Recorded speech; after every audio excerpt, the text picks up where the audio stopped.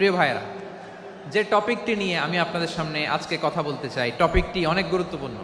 টপিকটি হচ্ছে human resource development, মানব সম্পদ উন্নয়ন। কারণ আল্লাহ তাআলা আমাদের যা দেখ আর না দেখ এটা দিছে, মানুষ আর মানুষ, 18 কোটি মানুষ, ঠিক কিনা? এই 18 কোটি জনসংখ্যার দেশে বসবাস করে আমরা খুশি না বেজার? খুশি হইতে হবে, বেজার হইেন না। জাপানের খবর জানেন? তাদের গ্রোথ রেট নিচের দিকে, উল্টো। জনসংখ্যা নাই, বাচ্চা নিলে, সন্তান নিলে গভর্নমেন্ট তাদের টাকা দেয়। আমাদেরকে আল্লাহ তাআলা দয়া করে, মায়া করে এই সম্পদটা দিয়েছেন। এই মানব সম্পদকে যেন আমরা কাজে লাগাই, ইনশাআল্লাহ। পড়েন সবাই। হিউম্যান রিসোর্স ডেভেলপমেন্ট অনেক জনগুরুত্বপূর্ণ বিষয়, খুব সেন্সিটিভ বিষয়, বুঝতে হবে। যশোরের স্মার্ট ছেলেরা, এই যে আমি যাদেরকে দেখতে পাচ্ছি, all are the Gen Z of Jashore. যারা জেন জি, ওরা স্মার্ট, ওরা ইশারা ইঙ্গিতে কাজ করে। এই যে পুরো গদি উল্টায় দিছে, ঠিক কিনা? 24-এর ছাত্র নাগরিক অভ্যুত্থান আমাদের দেখিয়ে দিচ্ছে কিভাবে চোখের ইশারায় গদি উল্টে দিতে হয়। তো এই জেনজিদের নিয়ে বসেছে, ওরা তো স্মার্ট, ওরা ডিস্টার্ব করবে না।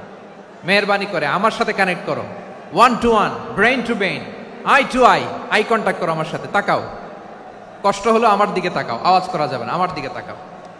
প্রিয় ভাইয়েরা, হিউম্যান রিসোর্স ডেভেলপমেন্টের ব্যাপারে কিছু কথা বলবো। এই যে আমাদের বিশাল জনসংখ্যা, এই জনসংখ্যাকে কি করে জনসম্পদে রূপান্তরিত করা যায় এ ব্যাপারে কথা বলবো। আমি সূরাতু বনী ইসরাইলের 70 নম্বর আয়াত তেলাওয়াত করেছি। এই আয়াতের আলোকে কিছু কথা আমি আপনাদের সামনে বলবো। আল্লাহ তাআলা ইরশাদ করছেন, ওয়ালাকাদ কাররামনা বনী আদম ওয়া হামালনাহুম ফিল বাররি ওয়াল বাহরি ওয়া রাযাকনাহুম মিনাত তাইয়্যিবাত ওয়া ফাদ্দালনাহুম আলা কাসীরিম মিম্মান খালাকনা তাফদীলা। পড়েন আল্লাহু আকবার। রব্বুল আলামিন বলেন, ওয়ালাকাদ কাররামনা বনী আদম, আমি বনী আদমকে সম্মানিত করেছি, বনী আদমকে মর্যাদা দিয়েছি। ওয়া হামালনাহুম ফিল বাররি ওয়াল বাহর, বনী আদমকে জলে, স্থলে, স্থলে এবং সমুদ্রে চলাচলের বাহন দিয়েছি। ওয়া রাযাকনাহুম মিনাত তাইয়্যিবাত, তাদেরকে পবিত্র রিজিকের বন্দোবস্ত করেছি। ওয়া ফাদ্দালনাহুম আলা কাসীরিম মিম্মান খালাকনা তাফদীলা, আর আমি আল্লাহ যাদেরকে সৃষ্টি করেছি তাদের মধ্য থেকে বনী আদমকে আমি শ্রেষ্ঠ বানিয়েছি। আমরা শ্রেষ্ঠ, আমরা আশরাফুল মাখলুকাত। আমরা কি? এই যে এমনি চিল্লাচিল্লি করে, জিজ্ঞেস করলে বলে না। আমরা আশরাফুল মাখলুকাত। আমরা কি? শ্রেষ্ঠ, সবার চেয়ে সেরা। আমাদের মতো করে আল্লাহ কাউকে বানায় নাই। 2 পায়ে ভর করে, শির দ্বারা এরকম স্ট্যান্ড রেখে মাথা উঁচু করে দাঁড়াতে পারে এরকম কোন প্রাণী পৃথিবীতে আছে? এজন্য আল্লাহ বলেন, ওয়ালাকাদ কাররামনা বনী আদম, আমি বনী আদমকে সম্মানিত করেছি, তাদেরকে আমি মর্যাদা দিয়েছি। তাদেরকে আমি যত মর্যাদা দিয়েছি আমার কোন সৃষ্টিকে এত মর্যাদা দেই নাই। পড়েন সুবহানাল্লাহ। I have dignified the status of the sons of Adam. আদমের সব সন্তানের মর্যাদা আমি বাড়িয়েছি। আল্লাহ এখানে বলেননি ওয়ালাকাদ কাররামনাল মুমিনিন, আমি মুমিনের মর্যাদা বাড়িয়েছি, বলেছেন? আল্লাহ এখানে বলেন নাই ওয়ালাকাদ কাররামনাল মুসলিমিন, আমি মুসলিমের মর্যাদা বাড়িয়েছি। আল্লাহ বলেছেন ওয়ালাকাদ কাররামনা বনী আদম, আমি বনী আদমের সম্মান বাড়িয়েছি। হোক সে মুমিন কিংবা কাফের, মুসলিম কিংবা মুশরিক, আস্তিক কিংবা নাস্তিক, আরব কিংবা অনারব, যেই হোক না কেন, আদম সন্তান সবগুলার মর্যাদা বাড়ায় দিয়েছে কে? সবার মর্যাদা আল্লাহ বাড়িয়েছে। মানুষ হিসেবে মর্যাদা। বিশ্বনবী সাল্লাল্লাহু আলাইহি ওয়াসাল্লাম ইহুদির লাশ দেখে দাঁড়িয়ে গেলেন। কার লাশ? আমার যশোরের ভাইয়েরা আওয়াজ করে বলুন, কার লাশ? ইহুদির লাশ দেখে দাঁড়ায় গেলেন। সাহাবারা বললেন, ইয়া রাসূলুল্লাহ, আপনি দাঁড়ালেন যে, এটা তো ইহুদির লাশ। বিশ্বনবী বললেন, আওয়ালাইসাত নাফসান, এটা কি মানুষ নয়? এটা হোক ইহুদি হোক খ্রিস্টান, এটা তো মানুষ। আমি মানুষ দেখে দাঁড়িয়েছি। আই স্যালিউট দ্য হিউম্যানিটি, আমি মানবতাকে সম্মান করেছি। পড়েন সুবহানাল্লাহ। তাহলে এই জমিনে মানুষের মর্যাদা বেশি, হোক আস্তিক, হোক নাস্তিক, হোক মুমিন কিংবা কাফের। আদমের সন্তান হলে, মানুষ হলেই তার মর্যাদা বাড়িয়েছে কে? আমার কলিজার টুকরা যশোরের ভাইয়েরা, মানুষের মর্যাদা আল্লাহ এত বাড়িয়েছেন, মানুষ জীবিত থাকলেও যেমনি মর্যাদাবান, মরে গেলেও মর্যাদাবান। সুবহানাল্লাহ পড়েন। মানুষ মরে গেলে এই ডেড বডিটা কি হয়? পচে যায়, গলে যায়, মাটির সাথে মিশে যায়। তাই বলে আপনি ডেড বডির সাথে যাচ্ছে তাই করতে পারবেন না। পারবেন?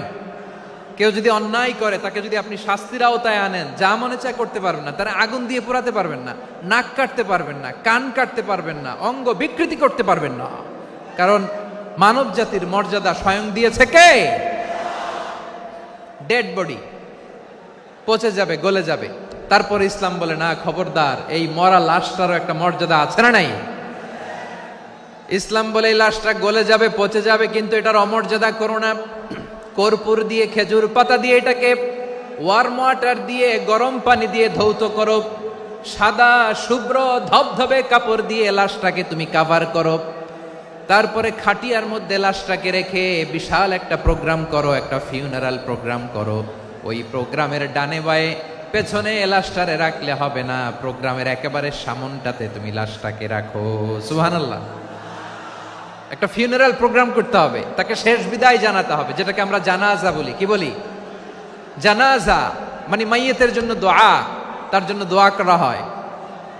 তাকে একটা সিস্টেমেটিক অর্ডারে কবরে রাখা হয়, সুন্দরভাবে সেটাকে কবরস্থ করা হয়, মাটি দেয়া হয়, পানি দেয়া হয়। তার মানে মরে গেলেও মানুষের সম্মান বাড়ায় দিয়েছে কে? এজন্য আল্লাহ বললেন, ওয়ালাকাদ কাররামনা বানি আদম, বনি আদমের সম্মান মর্যাদা আমি আল্লাহ বাড়িয়ে দিয়েছি। মানুষের সম্মানে তুমি কখনো আঘাত করো না, ঠিক কিনা? তাহলে ভাই, প্রথম মেসেজ হচ্ছে, the first and foremost message tonight to the people of Jessore. Allah বলেন, I have dignified the status of son of আদম।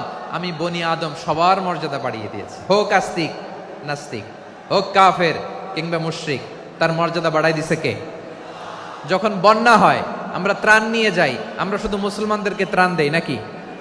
হ্যাঁ, আমরা মুসলমানকেও দেই, অমুসলমানকেও দেই, হিন্দুকেও দেই, বৌদ্ধকেও দেই। যেখানেই মানবতা বিপন্ন, সেখানে ইসলামের হেল্পিং হ্যান্ড আছে না নাই?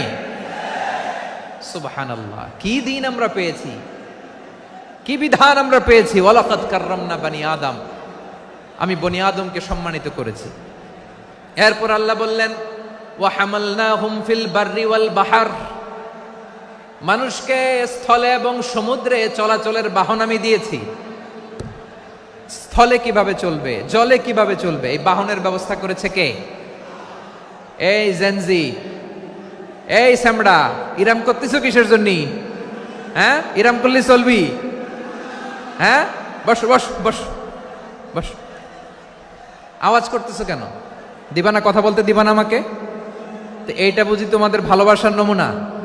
তোমাদের ভালোবাসার কারণে যদি আমি কোথাও দাঁড়াতেই না পারি, কোথাও বসতে না পারি, কোথাও দুটা কথা বলতে না পারি, এই ভালোবাসা দিয়ে কি হবে আমার? বরং ঘামতে ঘামতে ঘর্মাক্ত হব, রক্তাক্ত হব। কিন্তু সেন্ট্রাল থেকে, সেন্ট্রালি যে ইনস্ট্রাকশন আসবে, সেই ইনস্ট্রাকশনের এক চুল আমরা ডানে বায়ে যাব না। এইটা গণজাগরণের জন্য এইটা দরকার, ইসলামী বিপ্লবের জন্য এইটা দরকার। তো আধা ঘন্টা ধরে যদি তোমাদেরকে থামানোই না যায়, এই লস্কর দিয়ে আমি কি করব? আল্লাহর ওয়াস্তে নো নো নো স্লোগান, চুপচাপ একেবারে আমার দিকে তাকাও। আল্লাহ বললেন, ওয়া হামালনাহুম ফিল বাররি ওয়াল বাহর, জলে স্থলে আমি চলাচলের যানবাহনের ব্যবস্থা করেছি। আমরা স্থলে ঘোড়ার উপরে চড়ি, উটের উপরে চড়ি, গাড়ির উপরে চড়ি। এই যে গাড়ির ইঞ্জিন বানাইছি আমরা, এটার মেধা দিয়েছে কে? আবার সাগরের মধ্যে আমরা নৌযান, জলযান, বড় বড় জাহাজ দিয়ে এক মহাদেশ থেকে আরেক মহাদেশ যাই, এক দেশ থেকে মালামালগুলো আরেক দেশে পাঠাই। সাগরের ভেতরে নৌকাগুলোরে ধরে রাখলো কে? ওয়াল ফুলকিল্লাতী তাজরি ফিল বাহরি বিমা ইয়ানফাউন নাস। মানুষের উপকার আছে এরকম সরঞ্জামাদি নিয়ে সাগরের উপরে বিশাল বিশাল জলযানগুলো চলে, এগুলো ডুবে যায় না, কাত হয়ে যায় না, পড়ে যায় না। এগুলোকে স্থিতিস্থাপকতাকে ঠিক করে রাখলো কে? আপনারা জাহাজ দেখেছেন? জাহাজ, হ্যাঁ, বাড়ি চট্টগ্রাম হইলে দেখতে পারতেন। দেখছেন? বিশাল বিশাল জাহাজ, বিশাল জাহাজ মালামাল নিয়ে এক মহাদেশ থেকে আরেক মহাদেশে যায়। গত মাসে আমার জাপান সফর ছিল। এই যে বাংলাদেশে যে গাড়িগুলো চালান, বেশিরভাগ গাড়ি আসে কিন্তু জাপান থেকে। হাজার হাজার গাড়ি একটা জাহাজ বহন করতে পারে, হাজার হাজার গাড়ি।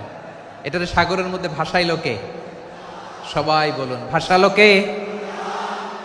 হাজার হাজার গাড়ি নিয়ে জাপানিজ গাড়িগুলো আমাদের চট্টগ্রামের এয়ারপোর্টের বন্দরে ভিড়ে। যুক্তরাষ্ট্রে আমি দেখেছি বিশাল বিশাল জাহাজ। আপনারা টাইটানিক জাহাজের নাম শুনেছেন? টাইটানিকেরও 8 গুণ 10 গুণ বড়। সুবহানাল্লাহ কইবেন না? টাইটানিক জাহাজের 8 গুণ 10 গুণ বড় একটা জাহাজ আছে, আইকন অফ দ্য সি। আমি দেখে এসেছি। রয়্যাল ক্যারিবিয়ান দেখে এসেছি।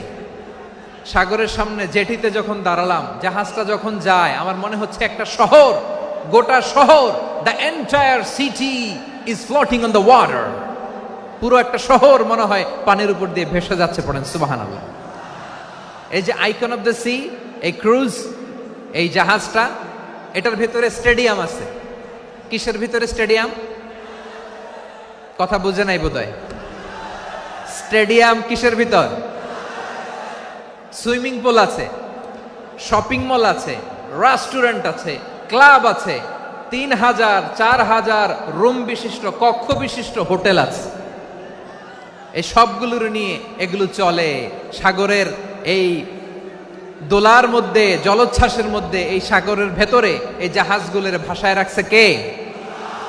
সূরা আর রহমানে আল্লাহ তাআলা বললেন, ওয়ালাহুল জাওয়ারিল মুনশাআতু ফিল বাহরি কাল আ'লাম ফাবিআইয়ি আলা, সবাই পড়েন, ফাবিআইয়ি আলাই রাব্বিকুমা তুকাযযিবান। পাহাড় সম বড় বড় জাহাজগুলো মাল বোঝাই করে সাগরের মধ্যে ভেসে বেড়ায়। এগুলো দিয়ে মালামাল বহন করা যায়। মানুষরা এক দেশ থেকে আরেক দেশে যায়। এই জাহাজগুলোর সাগরের ভেতরে ভাসায় রাখলো কে? এই আয়াতের ভেতরে আল্লাহ তাআলা সূরাত বানী ইসরাঈলের এই চমৎকার আয়াতের ভেতরে আল্লাহ তাআলা বেসিক্যালি মানব জাতির প্রতি তার 4টি স্পেশাল অনুগ্রহের কথা বলেছেন। কয়টি? 2টা বলে ফেলছি। 1 নাম্বার, ওয়ালাকাদ কাররামনা বানি আদম, আমি বনি আদমের সম্মান বাড়াইছি। নাকি মুসলমানদের? নাকি মুসল্লিদের? কার সম্মান বাড়িয়েছি? বনি আদমের। তাহলে human dignity, the first part of the verse talks about the human dignity. 2 number অংশ আল্লাহ তাআলা বললেন, ওয়া হামালনাহুম ফিল বাররি ওয়াল বাহর, স্থলে এবং সমুদ্রে আমি তাদের জন্য চলাচলের বাহন দিয়েছি। সুবহানাল্লাহ। তার মানে smooth movement on land and sea, জলে এবং স্থলে যাতে আমরা স্মুথলি মুভ করতে পারি আল্লাহ তাআলা দিয়েছেন। 3 নম্বরে আল্লাহ তাআলা বললেন, ওয়া রাযাকনাহুম মিনাত তাইয়্যিবাত, মানুষের জন্য আমি পবিত্র রিজিকের ব্যবস্থা করেছি। জলে এবং স্থলে যত প্রাণী আছে সবগুলা প্রাণীকে রিজিক দেয় কে? আমাদেরকে রিজিক দেয় কে? সাগরের মাছগুলোকে, বড় বড় তিমি মাছগুলোরে রিজিক দেয় কে? বাতাসের মধ্যে ভেসে বেড়ানো বড় বড় পাখিগুলো, স্ক্যান্ডিনেভিয়ান কান্ট্রি থেকে লক্ষ লক্ষ কোটি কোটি পাখিগুলো যে এক দেশ থেকে আরেক দেশে ট্রান্সফার হয়, এগুলোর রিজিক দেয় কে? রব্বুল আলামিন বলেন, ওয়ামা মিন দাব্বাতিন ফিল আরদি ইল্লা আলাল্লাহি রিজকুহা ওয়া ইয়ালামু মুস্তাকাররাহা ওয়া মুস্তাওদাআহা কুল্লুম ফি কিতাবিম মুবিন। আল্লাহু আকবার। রব্বুল আলামিন বলেন, ভূপৃষ্ঠে বিচরণশীল যত প্রাণী আছে সব প্রাণীগুলোকে আমি আল্লাহ আমার নিজের কুদরতে রিজিকের বন্দোবস্ত করি। এই প্রাণীগুলো কোথায় থাকে, কোথায় যায়, সব জায়গায় আমি রিজিক পৌঁছে দেই। রিজিক কেউ দিতে পারে না, রিজিকের মালিক কে? রিজিকের মালিক তিনি আল্লাহ। এজন্য আল্লাহ তাআলা বললেন, ওয়া রাযাকনাহুম মিনাত তাইয়্যিবাত। এরপর আল্লাহ বললেন, ওয়া ফাদ্দালনাহুম আলা কাসীরিম মিম্মান খালাকনা তাফদীলা। আমি যত প্রাণী সৃষ্টি করেছি সকল প্রাণীর মধ্যে মানুষের মর্যাদা শ্রেষ্ঠত্ব আমি দিয়েছি। সুবহানাল্লাহ পড়েন। তাহলে এক নম্বরে আল্লাহ বললেন আমি বনি আদমের মর্যাদা বাড়ালাম। এরপরে বললেন স্থলে এবং সমুদ্রে চলাচলের জন্য যানবাহন দিলাম। 3 নম্বরে আল্লাহ বললেন পবিত্র রিজিকের ব্যবস্থা করে দিলাম। এরপরে আল্লাহ বললেন যত প্রাণী আছে সৃষ্টি আছে সবগুলার উপরে আমি মানুষকে শ্রেষ্ঠত্ব দিলাম। সুবহানাল্লাহ। তাহলে সবচেয়ে বেশি শ্রেষ্ঠত্ব মানুষের। কার?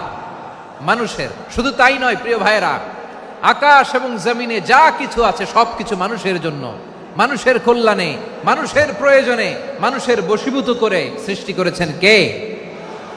রব্বুল আলামিন বলেন হুয়াল্লাযী খালাকা লাকুম মা ফিল আরদি জামিআ। এই জমিনের মধ্যে যা কিছু আমি আল্লাহ সৃষ্টি করেছি সব কিছু আমি মানুষের জন্য সৃষ্টি করেছি। পড়েন সুবহানাল্লাহ। হুয়াল্লাযী খালাকা লাকুম মা ফিল আরদি জামিআ। যা আছে সব আমাদের জন্য, সব আমাদেরকে সার্ভিস দেওয়ার জন্য, আমাদের উপকারের জন্য, আমাদের কল্যাণের জন্য। আওয়াজ করে সবাই পড়ুন আল্লাহু আকবার। অন্য আয়াতে আল্লাহ বললেন ওয়াসাখখারা লাকুম মা ফিস সামাওয়াতি ওয়া মা ফিল আরদি জামিআম মিন ইন্না ফি যালিকা লাআয়াতিন লিকাউমি ইয়াতাফাক্কারুন।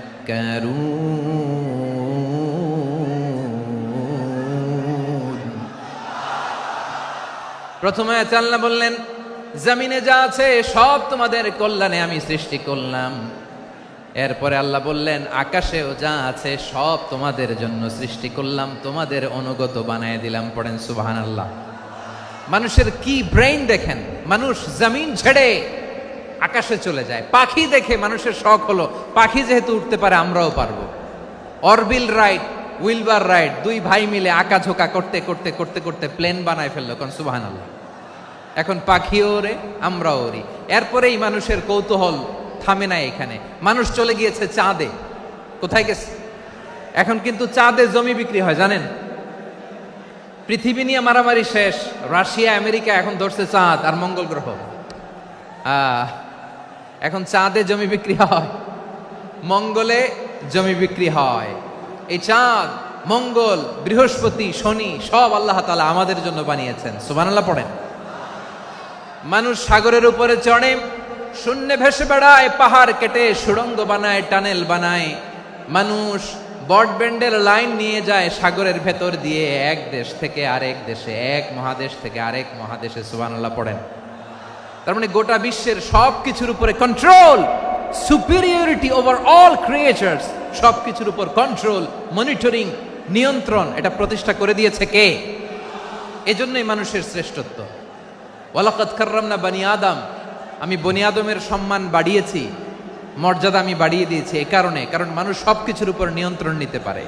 মানুষকে নিয়ে এই কোরআনের সব আলোচনা, মানুষকে নিয়ে এই কোরআনের সব। তাই কোরআনের কেন্দ্রীয় আলোচ্য বিষয় হচ্ছে মানুষ। কোরআনের কেন্দ্রীয় আলোচ্য বিষয় কি? যশোরের ভাইয়েরা বুঝে থাকলে সবাই বলবেন কোরআনের কেন্দ্রীয় আলোচ্য বিষয় কি? এই যে আমি মূল আলোচনায় যাচ্ছি এখন।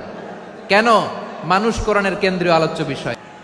যশোর আওয়াজ করে বলো, কোরআনের কেন্দ্রীয় আলোচ্য বিষয় কি? মানুষ। এই মানুষ কোরআনের কেন্দ্রীয় আলোচ্য বিষয়। মানুষকে আল্লাহ স্বাধীনতা দিয়েছেন। ফামান শাআ ফালইউমিন ওয়া মান শাআ ফালইয়াকফুর। চাইলে মুমিন হতে পারো, চাইলে কাফের হতে পারো, তোমার ইচ্ছা। তবে জেনে রাখো মুমিন হলে পাবা জান্নাত, কাফির হলে পাবা জাহান্নাম। নাও দ্য ডিসিশন ইজ ইয়ার্স। সিদ্ধান্ত তোমার, জান্নাতে যাবা না জাহান্নামে যাবা। যশোরের ভাইয়ের আওয়াজ করে বলুন, কই যেতে চান, জান্নাতে না জাহান্নামে? ডান দিকে না বাম দিকে? ডানপন্থী না বামপন্থী? চিল্লা চিল্লি না চুপচাপ? চুপচাপ কয়ে আবার চিল্লাচিল্লি শুরু করে দিয়েছে। মাশাআল্লাহ, গুরুত্বপূর্ণ কথা বাকি আছে, আমাকে সহযোগিতা করতে হবে। মাশাআল্লাহ, এই তো ঠান্ডা হয়েছে। হ্যাঁ ঠিক আছে, ঠিক আছে, ঠিক আছে। মানুষকে আল্লাহ এত স্বাধীনতা দিয়েছেন, মানুষ চাইলে অনেক ভালো হইতে পারে। ভালোর রাস্তাও খোলা, খারাপ হওয়ার রাস্তাও খোলা। ভালো হইলে মানুষ অনেক ভালো, খারাপ হইলে অনেক খারাপ। ভালো হইলে সবচেয়ে ভালো, খারাপ হইলে সবচেয়ে খারাপ। এজন্য সিদ্ধান্ত আপনাকে নিতে হবে। আল্লাহ তাআলা বলছেন, লাকাদ খালাকনাল ইনসানা ফি আহসানি তাকওয়িম সুম্মা রাদাদনাহু আসফালা সাফিলিন। আমি মানুষকে অনেক সুন্দর অবয়বে, সুন্দর আকৃতিতে সৃষ্টি করেছি। তার শুধু চেহারার ডিজাইনটাই সুন্দর নয়, তার ব্রেনটা বড্ড সুন্দর, তার মানসিকতা বড্ড সুন্দর, তার সৃজনশীলতা বড্ড সুন্দর। পড়েন সুবহানাল্লাহ। আমাদের চেহারা, অবয়ব, ডিজাইন যে সুন্দর তা না, আমাদের ব্রেনটা অনেক সফিস্টিকেটেড ব্রেন, অনেক সফিস্টিকেটেড। এই 1.5 কেজি ব্রেন ইউজ করে মানুষ গোটা বিশ্বে সভ্যতা বিনির্মাণ করেছে, ঠিক কিনা? এই ব্রেন আল্লাহ তাআলা আমাকে দিয়েছে। এটারে কাজে লাগালে, আপনার 6 সেন্স কাজে লাগালে আপনি অনন্য মানুষ হয়ে উঠবেন, মহামানবে রূপান্তরিত হবেন। মানুষ হতে পারে, চাইলেই মহামানব হতে পারে। আবার যদি মানুষ চায় খারাপও হতে পারে। আল্লাহ বললেন শুধু ভালোই না, ভালো হতে চাইলে অনেক ভালো তুমি হতে পারো, আবার খারাপ হতে চাইলে অনেক খারাপ তুমি হতে পারো। সুম্মা রাদাদনাহু আসফালা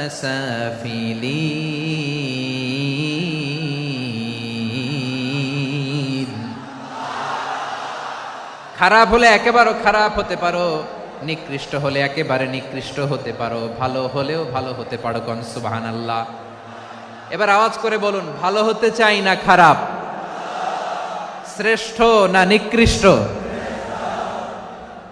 মানুষ ভালো হলে মানুষ ফেরেশতার চেয়েও ভালো, মানুষ খারাপ হলে সে পশুর চেয়েও খারাপ। কথা ঠিক কিনা বলেন? ভালো হলে ফেরেশতার চেয়েও ভালো, খারাপ হলে পশুর চেয়েও নিকৃষ্ট। তার মানে শ্রেষ্ঠত্বে মানুষ, শ্রেষ্ঠত্বে ফেরেশতাকে হার মানায়, আর অধপতনে শ্রেষ্ঠত্বে ফেরেশতাকে ছাড়িয়ে যায়, আর অধপতনে পশুকেও হার মানায়। আই রিপিট, আমি আবারও বলছি, মানুষ শ্রেষ্ঠত্বে ফেরেশতাকে ছাড়িয়ে যায়, আর অধপতনে সে পশুকেও হার মানায়। আওয়াজ করে বলতে হবে ঠিক কিনা? এটার প্রমাণ কি? মানুষ শ্রেষ্ঠ হইলে যে ফেরেশতার চেয়েও সেরা, তার প্রমাণ কি?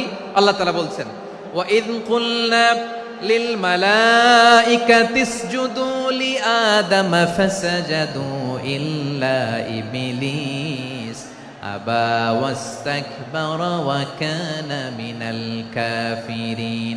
আল্লাহ বলেন, স্মরণ করো সে সময়ের কথা যখন আমি ফেরেশতাদেরকে বললাম, ও ফেরেশতারা আদমকে সেজদা দাও। সব ফেরেশতারা সম্মান সূচক সেজদা আদমকে দিল। তারা আদমের জন্য সেজদায় লুটিয়ে পড়লো, একজন ছাড়া, তার নাম ইবলিস। আওয়াজ করে বলেন, তার নাম কি? সে অহংকার প্রদর্শন করলো, সে কাফের হয়ে গেল। বাকি সব ফেরেশতারা সেজদা দিল। সুবহানাল্লাহ।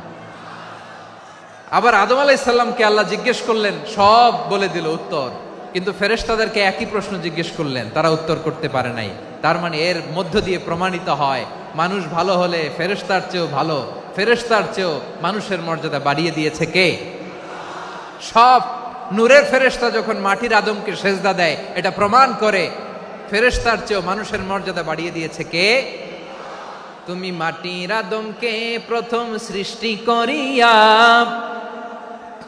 ঘোষণা করিয়া দিলে শ্রেষ্ঠ বলিয়া, তাই তো নূরের ফেরেশতা করে আদমকে সেজদা। ঠিক কিনা বলেন? তাই তো নূরের ফেরেশতা করে আদমকে সেজদা। সবার চেয়ে সম্মান দিলে মাটির আদমকে। আল্লাহু আল্লাহু তুমি জাল্লে জালালুহু, শেষ করা তো যায় না গে তোমার গুণগান। পড়েন না? পড়েন। আল্লাহু আল্লাহু তুমি জাল্লে জালালুহু, শেষ করা তো যায় না গে তোমার গুণগান। আল্লাহু আল্লাহু। আল্লাহু আকবার।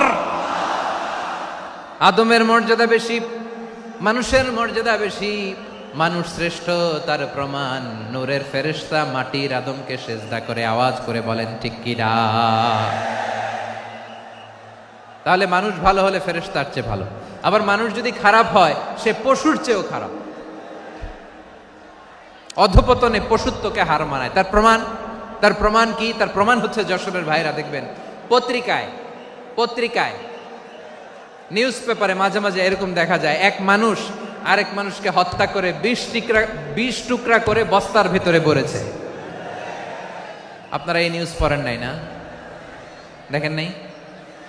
দেখছেন? মানুষ মানুষকে হত্যা করে কয় টুকরা? জোরে বলেন। এখানেই ক্ষান্ত হয় না, আবার কোথায় ভরছে? বস্তার ভেতরে। আচ্ছা, বুঝে থাকলে আওয়াজ করে বলেন, কোনদিন শুনছেন একটা হাতি আর একটা হাতিকে হত্যা করে 20 টুকরা করছে, এরপরে বস্তার ভিতরে ভরছে? হইছে? তাহলে দেখেন, মানুষ যদি খারাপ হয় সে পশুকেও হার মানায়। চিল্লায় বলো ঠিক কিনা? এমনও দুশ্চরিত্র মানুষ আছে যার যার নজর থেকে 6 মাসের ছোট্ট মেয়ে থেকে শুরু করে 80 বছরের বৃদ্ধারাও নিরাপদ নয়। পশুকেও হার মানে। মানুষের ঘর জ্বালিয়ে পুড়ে মেসাকার করে দেয়, জনপদের পর জনপদ জ্বালায় দেয়। এরকম আছে না নাই? বোমা মেরে শহরগুলো উড়িয়ে দেয়। এই যে ইসরায়েল গাজার মধ্যে যে অ্যাটাক করেছে, এরা মসজিদ মানে নাই, মসজিদে বম ফেলেছে। এরা খ্রিস্টানদের চার্চ গির্জা মানে নাই, গির্জায় বম ফেলেছে। পৃথিবীর ইতিহাসে never happened in the history of the world that someone bombed on a hospital, on a ICU center. এমন হাসপাতাল যেখানে আইসিইউর রোগীরা আছে, ওই হাসপাতালের উপরও ইসরায়েলি সৈনিকেরা বোমা মেরেছে। জোরে বলেন ঠিক কিনা? এরা মানুষ? আওয়াজ করে বলেন, এরা মানুষ না। প্রিয় ভাইয়েরা, চোখ কান নাক মুখ থাকলেই মানুষ না। যা সামনে দেখেন এগুলো সব মানুষ না, এগুলো জনসংখ্যা। এগুলো কি? সবাই বলুন, এগুলো কি? বাড়ছে জনসংখ্যা, কমছে মানুষ। বাড়ছে জনসংখ্যা, কমছে। এই দুনিয়া এখন তো আর সেই দুনিয়া নাই, মানুষ নামের মানুষ আছে দুনিয়া বোঝাই, সেই মানুষের ভিড়ে আমার আসল মানুষ নাই। ঠিক কিনা? আসল মানুষের বড্ড অভাব, আসল মানুষের বড্ড অভাব। আমার ভাইয়েরা, মানুষ খারাপ হলে পশুকেও হার মানায়। আচ্ছা, আওয়াজ করে বলেন, এই যশোরের ছেলেরা এদিক তাকাও, আওয়াজ করে বলো, যে ইসরায়েলি সোলজাররা উপর থেকে বোমা মারল, তারাও মানুষ? তারাও কি? ওরাও রক্তে মাংসে মানুষ, ওদেরও পরিবার আছে। বোমা মেরে যেই মেয়েটাকে তারা অনাথ বানায়, ইয়াতিম বানায়, ও কিন্তু বাসায় ওর মেয়েটাকে রেখে আসছে। ঠিক কিনা বলেন? বম্বিং করে যে বাবাকে মেরে, স্বামীকে মেরে স্ত্রীকে বিধবা বানায়, তারও ঘরে স্ত্রী আছে। উপর থেকে বোম মেরে মানুষ মেরে দিচ্ছে, তারাও মানুষ। 1945 সালের 6ই আগস্ট আমেরিকান সোলজাররা হিরোশিমায় বম মেরেছে। আমি নিজে দেখে এসেছি জাপানের হিরোশিমাতে। সকাল 8:15 মানুষ কেউ অফিসে যাচ্ছিল, কেউ খেতে খামারে কাজ করতে যাচ্ছিল। লিটল বয় নামে একটা বোম মেরেছে তারা। এই বোমের আঘাতে, পারমাণবিক এই বোমার রেডিয়েশনে আঘাতে বোম ব্লাস্ট হওয়ার পরে মুহূর্তের মধ্যে 1,40,000 নাই। উপর থেকে যারা মারতেছে এরাও মানুষ, যাদেরকে মারলো তারাও। তার মানে মানুষে মানুষে পার্থক্য আছে না? নেই? মানুষে মানুষে পার্থক্য আছে। নাক কান চোখ মুখ থাকলেই মানুষ নয়। বাড়ছে জনসংখ্যা, কমছে মানুষ। চিল্লায় বলো ঠিক কিনা? তাহলে আমরা বুঝলাম, মানুষ ভালো হলে অনেক ভালো, খারাপ হলে অনেক খারাপ। ও আমার কলিজার টুকরা যশোরের ভাইয়েরা, আসুন না 3 দিন ব্যাপী এই তাফসিরুল কোরআনের ঐতিহাসিক প্রোগ্রাম থেকে আমরা সিদ্ধান্ত নেই, আমরা ভালো মানুষ হব নাকি খারাপ মানুষ হব। কলিজা থেকে, প্রাণ থেকে আওয়াজ করে সবাই বলুন, ভালো মানুষ নাকি খারাপ মানুষ? ভালো মানুষ হইতে হবে। ভালো মানুষ যারা জগৎটাকে এনলাইটেন করবে, যারা এনলাইটেন করবে, যারা সত্যের বীর সেনানী হয়ে দাঁড়াবে, যারা সত্যের পক্ষে কথা বলবে, যারা জালিমের মসনদকে ভেঙে খান খান করে দেবে। এরকম হওয়ার দরকার আছে না নাই? এরকম ভালো মানুষ আমরা হতে চাই কি চাই না? মানুষকে যত্ন নিলে মানুষ যে কত ভালো হয় আপনি কল্পনাও করতে পারবেন না। এই যে আপনাদের যশোরে যে ভালো ছেলেগুলো আছে, যে ভালো তরুণগুলো আছে, যে যুবকগুলো আছে, যে ভালো আলেমরা আছে, ভালো নেতারা আছে, সবাই যদি তাদের মতো হতো, পুরো যশোরটা একটা জান্নাতের টুকরা হয়ে যেত। আওয়াজ করে বলেন ঠিক কিনা? মানুষকে নার্চারিং করলে, মানুষকে পলিশ করলে, মানুষকে গ্রুমিং করলে, মানুষকে সঠিক তারবিয়া দিলে মানুষ অনন্য হয়ে ওঠে। প্রতিটি মানুষ অনন্য। আমি অনন্য, আপনি অনন্য, আমরা সবাই অনন্য। সুবহানাল্লাহ বলেন। মানুষকে আল্লাহ তাআলা দিয়েছেন অসীম ক্ষমতা, অসীম ক্ষমতা। সুবহানাল্লাহ। একটা মানুষ পারে না এমন কিছু নাই, একটা মানুষ পারে না এমন কিছু নাই। বিশ্বাস করতে হবে, মানুষ যা কল্পনা করতে পারে ওইটা মানুষ করে দেখাতে পারে। যশোরের ভাইয়ের, আই রিপিট, আমি আবারও বলছি, এই চিল্লাচিল্লি করলে আমার এই গুরুত্বপূর্ণ কথা তোমরা মিস করবা, মিস করবা। কপাল পড়া হয়েও না, আওয়াজ করে কপাল পড়া হবে না। আমার দিকে তাকাও। মানুষ, মানুষ যা কল্পনা করতে পারে সেটা মানুষ করে দেখাতে পারে। তুমি তোমার কল্পনার রাজ্যকে সাজাও, তোমাকে হারাতে পারে এমন কোন শক্তি আল্লাহর জমিনে নাই। তোমার কি শক্তি, কি সম্ভাবনা তুমি জানোই না মিয়া। তুমি এদিকে তাকাও কেন? তোমার রাস্তা তো ওই দূরে। তুমি কোথায় যাবে, আল্লাহ তোমার টেনে কোথায় নিয়ে যাবে তুমি কিছুই জানো না। Plan big, dream big. কল্পনার শক্তিকে বড় করো। মানুষ যা কল্পনা করতে পারে মানুষ তা করে দেখাতে পারে। মানুষের কাছে অসাধ্য কিছু নাই মৃত্যু ছাড়া, এক্সেপ্ট ডেথ। মৃত্যু ছাড়া মানুষ সবকিছুকে জয় করতে পারে। মৃত্যু ছাড়া যে কোনো অসাধ্যকে সাধন করার ক্ষমতা মানুষকে দিয়ে দিয়েছে কে? হারার জন্য তোমার জন্মই হয় নাই, তোমার জন্ম হয়েছে জিতার জন্য, বিজয়ের জন্য তোমার জন্ম। মানুষের শুরুটাই হয় বিজয় দিয়ে। যশোর, আওয়াজ করে বলো, মানুষের শুরু হয় কি দিয়ে?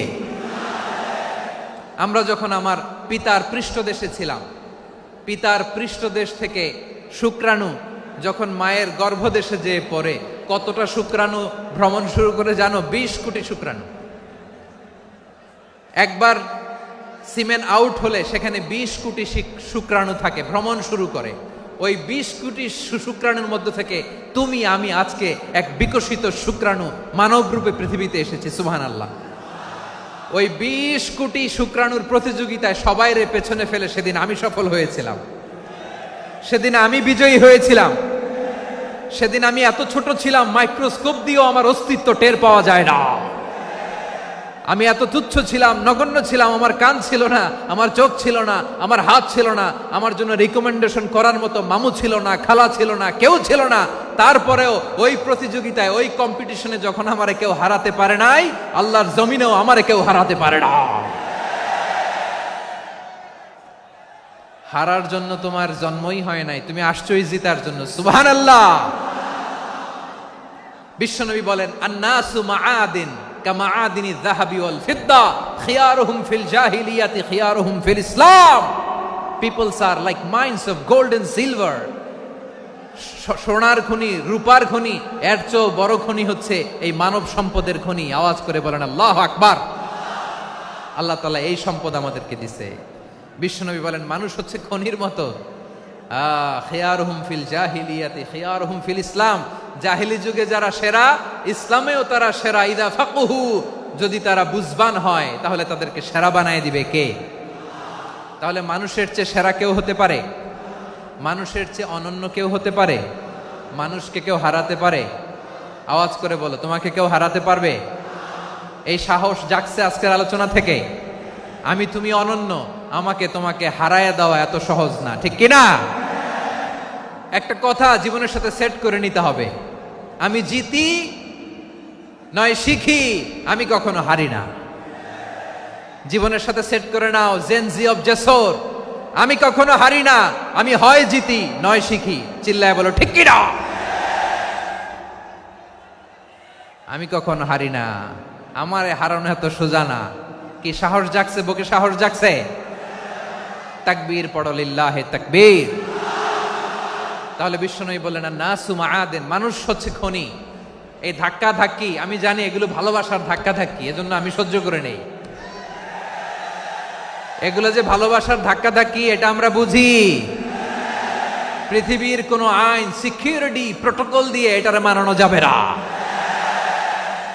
কারণ এটা তো ভালোবাসা, লাভ। লাভ কোনো আইন কানুন দিয়ে বাধা যায় না, মানানো যায় না, ঠিক কিনা বলো?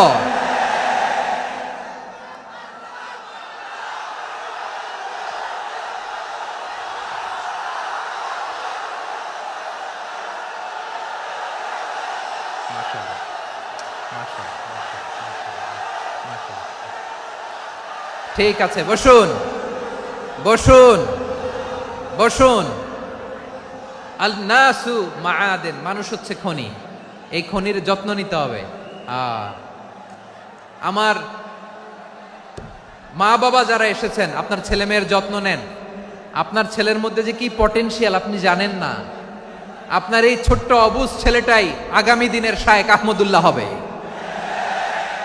আপনার হেফজখানায় পড়া ওই ছোট্ট ছেলেটাই আগামী দিনের আল্লামা মামুনুল হক হবে। আপনার ওই ছেলেটা আমির হামজা হবে, আব্দুল হাই সাইফুল্লাহ হবে। এভাবে বড় বড় আলেম হবে, তারা যুগশ্রেষ্ঠ আলেম হবে। সেই একদিন এই বাংলাদেশের পার্লামেন্টে যে বক্তব্য দিয়ে যশোরের পক্ষে কথা বলবে। আপনি জানেন না, কাউকে ছোট করবেন না আপনি, ওর কনফিডেন্স আপনি কমাবেন না, আপনি কমাতে পারেন না। প্যান্ডেলে আমার যে মা বোনেরা আছেন, ছেলে মেয়েদেরকে কখনো ছোট করে কথা বলবেন না। ও যে কোথায় যাবে আপনি জানেন না, আপনি মা হয়ে তাকে সাহস দিবেন, তার কল্পনার জগৎটাকে সাজাতে তাকে উৎসাহিত করবেন, ঠিক কিনা বলেন?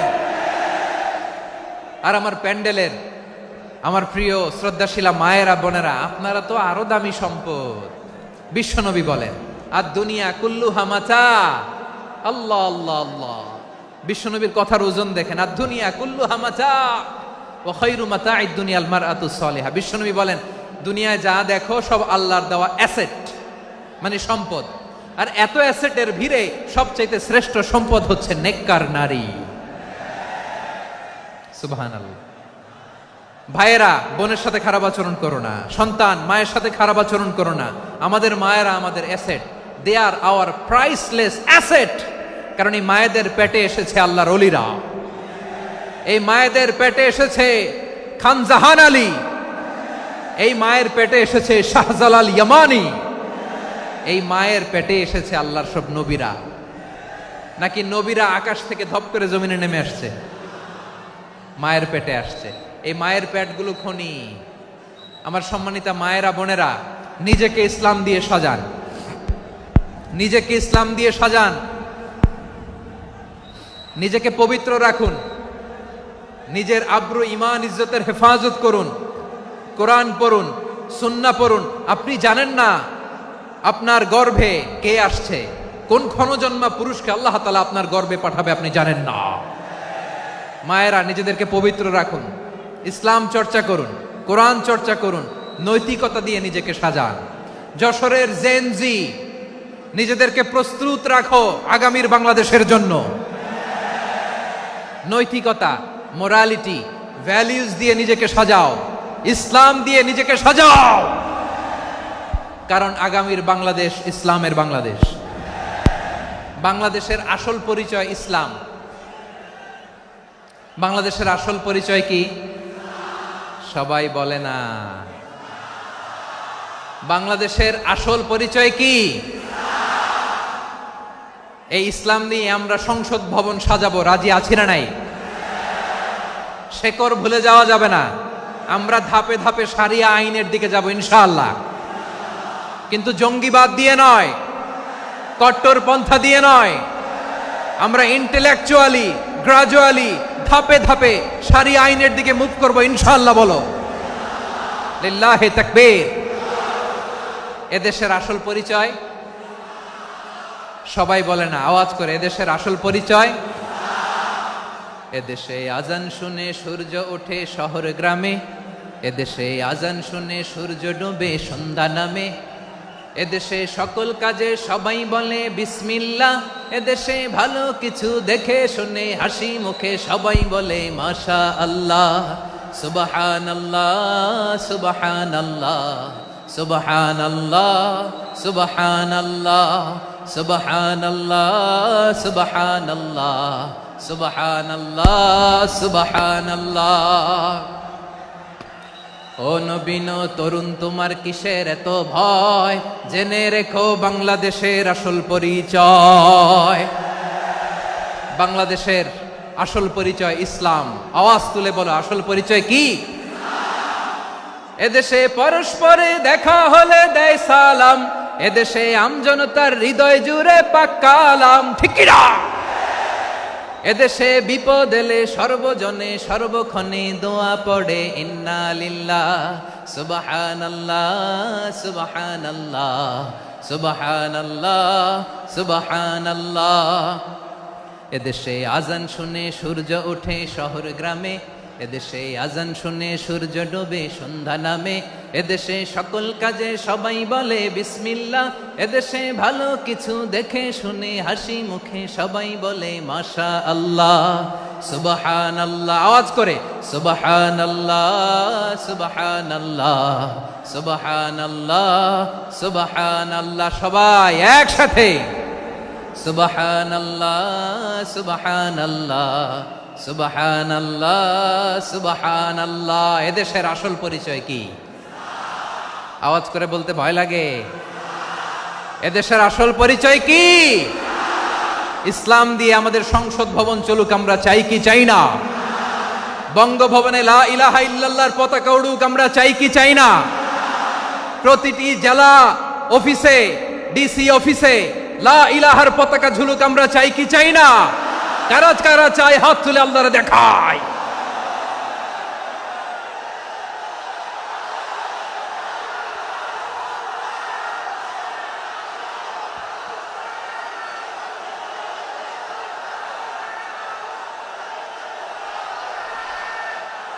মাশাআল্লাহ মাশাআল্লাহ মাশাআল্লাহ মাশাআল্লাহ।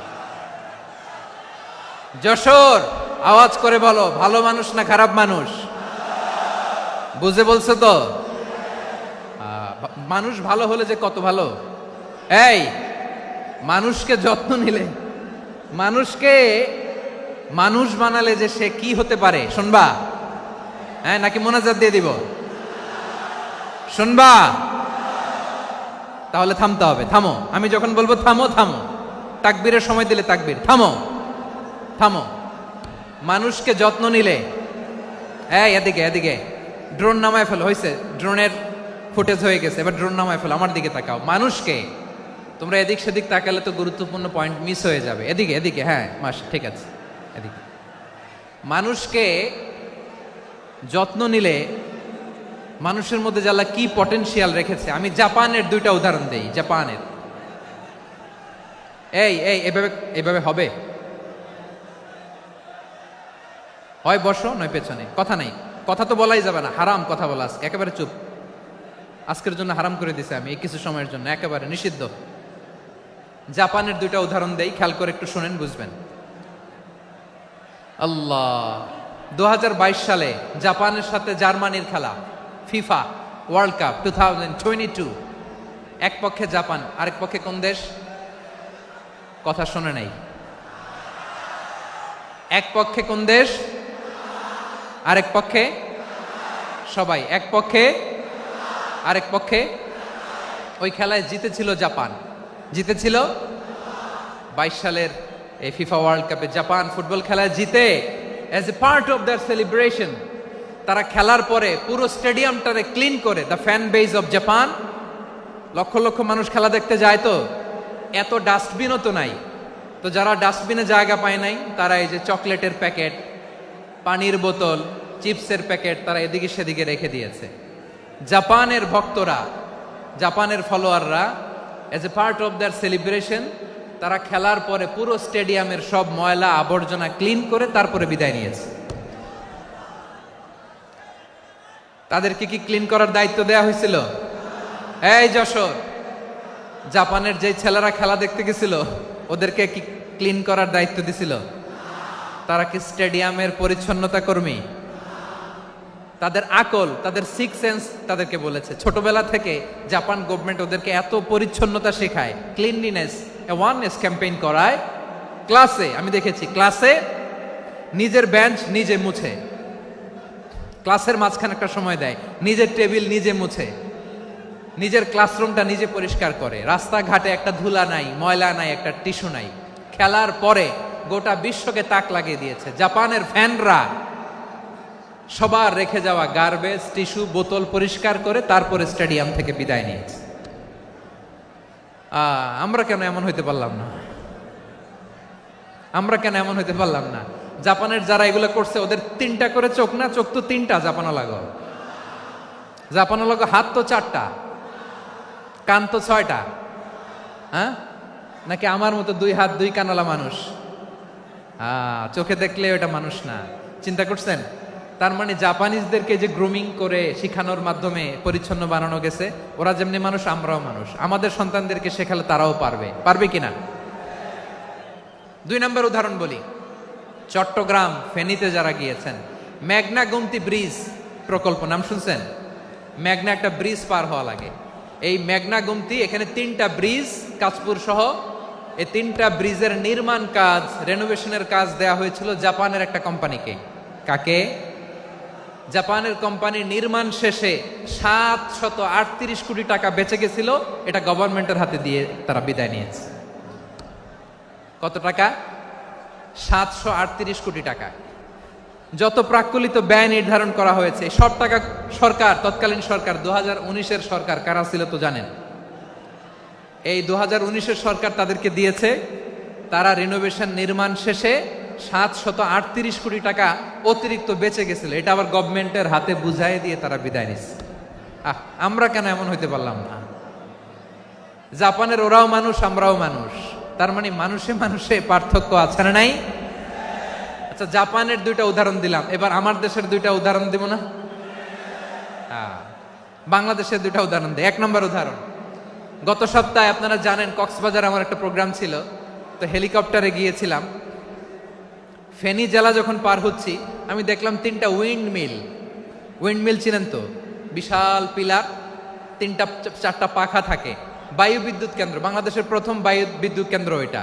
মুহুরী প্রজেক্ট বলে এটার, সম্ভবত মুহুরী প্রজেক্ট। তো সাগরের বাতাসের ঝাপটায় এটা ঘুরে এনার্জি হয়, ইলেকট্রিসিটি উৎপাদন হয়। তো আমি পাইলটকে বললাম, ভাই এগুলো থেকে কেমন ইলেকট্রিসিটি উৎপাদন হয়? কয়, হুজুর একটু হয় না, কিছুই হয় না। কিছুই হয় না মানে? বলে, হুজুর বাংলাদেশে যত উইন্ডমিল আছে এটার পাখা একটাও ঘুরে না। আল্লাহ, বলেন কি? তাহলে এই যে কোটি কোটি টাকা ব্যয় করে যে উইন্ডমিল, কয় হুজুর ভিতরে ফিটফাট, উপরে ফিটফাট, ভিতরে সদরঘাট। তার মানে কোটি কোটি টাকা দিয়ে এই উইন্ডমিল বানায়, এখানে কিছু নাই। দুর্নীতির আড্ডাখানা, আখড়াখানা বাংলাদেশ, ঠিক কিনা বলেন? হায় রে, জাপানিজরাও মানুষ, আমরাও মানুষ। আমার এক নিকটাত্মীয় সরকারি চাকরিজীবী, উনি আমাকে বললেন, বাংলাদেশের আরেকটা উদাহরণ দেই। উনি আমাকে বললেন যে প্রতি বছর আমাদের অফিসের ফার্নিচার চেঞ্জ করে। আমি বললাম, প্রতি বছর ফার্নিচার চেঞ্জ করে কেন? বলে যে ফার্নিচার নতুন পারচেজ করলেই তো এখানে টাকা, নতুন কিনতে পারলেই টাকা, নতুন উন্নয়নের সবক শোনাতে পারলেই টাকা। প্রথম আলোর রিপোর্ট। কি আলো? প্রথম আলোর রিপোর্ট। গত 15 বছরে উন্নয়নের নামে লুটপাট হয়েছে প্রায় 3.25 লাখ কোটি টাকা। কার রিপোর্ট? আমাদের বানানো কথা। প্রথম আলোর রিপোর্ট। গত 15 বছরে কারা ছিল জানেন তো? হ্যাঁ, শুধু ওনাদেরকেই দোষ দিয়ে লাভ নাই। স্বাধীনতার পর থেকে শুধু শাসকের হাত বদল হয়েছে, আমরা কিছু পাই নাই, ঠিক কিনা বলেন? শুধু ওনাদের দোষ দিয়ে কি লাভ? একদল খাইছে, আরেক দল খাওয়ার জন্য রেডি হয়ে আছে। আমরা এরকম চাই না, জনগণকে ফুটপাতে বসাই দিস। প্রিয় ভাইয়েরা, তাহলে জাপানের মানুষও মানুষ, আমরাও মানুষ। সিদ্ধান্ত আপনার, কোন মানুষ হবেন, ভালো মানুষ না খারাপ মানুষ? আজকের আলোচনার বিষয় হচ্ছে মানব সম্পদের উন্নয়ন, human resource development. It's a process to increase the capacity of knowledge, skill, capacity of the people of a country. একটা দেশের মানুষের জ্ঞান, তাদের দক্ষতা কি করে বাড়ানো যায়, বাড়িয়ে দেশের উন্নয়ন করানো যায়, এটাই হচ্ছে মানব সম্পদ উন্নয়নের মূল কথা। তাহলে মানব সম্পদ হচ্ছে একটা দেশের সবচাইতে শক্তিশালী পুঁজি। প্রাকৃতিক সম্পদ খনিজ সম্পদের চেয়েও দামি হচ্ছে মানব সম্পদ। আমার প্রিয় যশোর, প্রাকৃতিক সম্পদ খনিজ সম্পদের চেয়ে দামি সম্পদ কি সম্পদ? আল্লাহ তাআলা দয়া করে আমাদেরকে এই মানব সম্পদ দিয়েছেন। আসুন আমাদের এই মানুষগুলোকে আমরা সোনার মানুষ বানাই। রাজি আছেন তো সবাই? রাজি আছেন? মানুষ পারে না এমন কোনো কিছু নাই, চাইলে সব পারে। এজন্য মানুষকে তারবিয়া দিতে হবে, যথাযথভাবে তাদেরকে গড়তে হবে। আসুন আমরা সিরাতের আয়নায় বিশ্বনবীর জীবনী থেকে দেখি তিনি কিভাবে হিউম্যান রিসোর্সকে ম্যানেজ করতেন। যদি আপনাদের সময় হয় দু একটা উদাহরণ দিয়ে আজকে আমি আমার আলোচনার বিদায় নিব। হবে সময় হবে কয়েক মিনিট? হ্যাঁ, শান্ত থাকবেন তো? শান্ত থাকবা? হ্যাঁ ঠিক আছে। এই ধাক্কার মধ্যে ঢুকছে, এবার মজা বুঝতেছো তো? হ্যাঁ, মানা করছিলাম না? ঠিক আছে, টের পাও। হ্যাঁ ঠিক আছে। যে আওয়াজ করবে আমি ওকে দেখতেছি, কে কে আওয়াজ করে দেখতেছি। শেষ কথা, শেষের দিকে চলে আসছি। বিষ্ণু ইসলাম কিভাবে হিউম্যান রিসোর্সকে ম্যানেজ করতেন, মজার কথা আছে কয়েকটা, বলে বিদায় নিব। বিশ্বনবী কিভাবে এই মানব সম্পদকে ম্যানেজ করতেন। বিশ্বনবী he was a very good talent hunter, চৌকস ট্যালেন্ট হান্টার ছিল। কার মধ্যে কি ট্যালেন্ট আছে দেখলেই বুঝে ফেলতেন। সুবহানাল্লাহ পড়বেন না? কি নবী আমরা পেয়েছি! He was a very good talent hunter. আমার নবী তিনি চৌকস ট্যালেন্ট হান্টার ছিলেন। কার মধ্যে কি প্রতিভা বের করতেন, ওই প্রতিভাকে ইসলামের কল্যাণে কাজে লাগাতেন। সুবহানাল্লাহ বলেন। যাকে যেই জায়গায় সেট করলে ভালো হবে তাকে ওই জায়গায় সেট করতেন। কয়েকজন সাহাবীর জীবনী শোনাই। আবু মাহজুরা রাদিয়াল্লাহু তাআলা আনহু, মক্কার মুয়াজ্জিন, আগে ছিল মুশরিক, পরে হইছে মুমিন। উনি কিভাবে মুমিন হইলেন এই ঘটনাটা একটু আপনাদের শোনাতে চাই।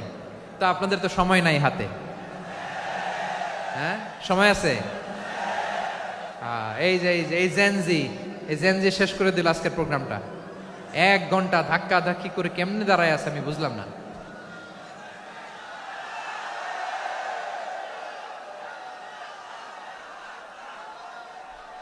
না না, তাকবির না, চুপ করতে হবে। What I need you stop, just shut up, চুপ। হ্যাঁ ঠিক আছে, এভাবে। আবু মাহজুরা রাদিয়াল্লাহু তাআলা আনহু কিভাবে মুসলিম হলেন আওয়াজ করে শুনেন। হুনাইনের যুদ্ধ 8ম হিজরি, বিষ্ণু ইসলাম হুনাইনের যুদ্ধ শেষে ফিরতেছেন। পথিমধ্যে বেলাল রাদিয়াল্লাহু তাআলা আনহু হুনাইনের যুদ্ধে 8ম হিজরি। কত হিজরি সবাই বলেন না একটু, কত হিজরি? 8ম হিজরিতে হুনাইনের যুদ্ধে রাসূল সাল্লাল্লাহু আলাইহি ওয়াসাল্লাম ফিরে আসতেছেন মদিনায়। পথিমধ্যে বেলাল রাদিয়াল্লাহু তাআলা আনহু আজান দিচ্ছেন। কি দিচ্ছেন? তো পাশে ছিল মুশরিকদের একটা পল্লী, কিছু মুশরিক তরুণ, কিছু অমুসলিম কিশোর, তারা আজানকে ব্যঙ্গ করতেছে। আমাদের বাংলায় মুখ ভেঙ্গানো বলে আর কি। বেলাল রাদিয়াল্লাহু তাআলা আনহু আজান দিচ্ছেন, ওই বাচ্চাগুলো মুশরিক, তো ওরা আজানকে ব্যঙ্গ করতেছে, বিকৃতি করে ওরাও আজান দিচ্ছে। উদ্দেশ্য হচ্ছে আজানকে নিয়ে ঠাট্টা করা। উদ্দেশ্য কি? ঠাট্টা করা। ব্যাপারটা মনে কষ্ট পাওয়ার মতো ব্যাপার না? কিন্তু বিশ্বনবী ওইখানে দেখেন কি খুঁজলেন। বিশ্বনবী খেয়াল করলেন অমুসলিম কিশোরদের মধ্য থেকে একটা কিশোরের গলাটা বড় দরাজ গলা, কণ্ঠটা বড় সুন্দর। খেয়াল করে দেখলেন যে কিছু কিশোর বেলালের আজানকে ব্যঙ্গ করে, বিকৃতি করে, কিন্তু একজনের কণ্ঠ দেখতে পাচ্ছেন না এত দূরে, কিন্তু কণ্ঠটা বড় সুন্দর, দরাজ গলা। বিশ্বনবী সাহাবীদেরকে বললেন, ধরো এগুলারে, ধরো। সবগুলারে ধরে বিশ্বনবীর সামনে আনা হলো। ওরা হাঁটু গেড়ে বসলো। বিশ্বনবী বললেন, তোমাদের মধ্যে কে যেন ব্যঙ্গ করে আজান দিচ্ছিল, তার গলাটা বড় উঁচু, গলার বেসটা বড় মজবুত, মেলোডিয়াস, সুমধুর কণ্ঠ। কে? আবু মাহজুরা বলে, আমার বন্ধুরা সবাই আমার দিকে আঙ্গুল দেখায়, আমি পড়ে গেছি বিপদে। রাসূল সাল্লাল্লাহু আলাইহি ওয়াসাল্লাম বাকি অমুসলিম তরুণদেরকে ছেড়ে দিলেন, বললেন তোমরা যাও। এবার আবু মাহজুরারে পাইছে। আবু মাহজুরার চুলের মধ্যে হাত দিলেন বিশ্বনবী, মাথায় হাত দিয়ে বললেন, এবার আজান দাও দেখি। আবু মাহজুরা বলে, আমি তো আজান দিতে জানি না, কারণ আমি তো বেলালেরটা শুইনা দিছি, আমার তো মুখস্থ নাই, আমি তো আজান দিতে জানি না। বিষ্ণু বললেন, জানো না? তাহলে আসো আমি তোমারে শিখাই দেই। সুবহানাল্লাহ পড়েন। আবু মাহজুরা হাঁটু গেড়ে বসে বিশ্বনবীর মোবারক হাত আবু মাহজুরার চুলের মধ্যে। বিশ্বনবী আজানের মুআল্লিম আবু মাহজুরাকে বলতেছে, ঠিক আছে তোমারে শিখাই দিচ্ছি, আমি যা যা বলবো আমার সাথে সাথে বলো, পারবা? আবু মাহজুরা বলে, পারবো। বিশ্বনবী আজান দিচ্ছেন, মাথায় হাত দিয়ে আল্লাহু আকবার আল্লাহু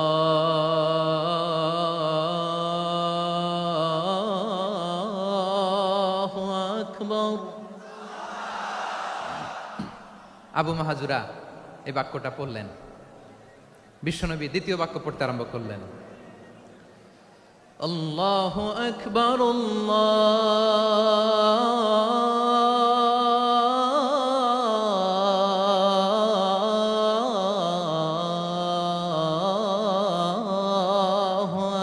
আকবার। আবু মাহজুরা এই বাক্যটাও বললেন। বিশ্বনবী আবু মাহজুরার মাথার মধ্যে হাত দিয়ে তৃতীয় বাক্য পড়লেন, আশহাদু আল্লা ইলাহা ইল্লাল্লাহ।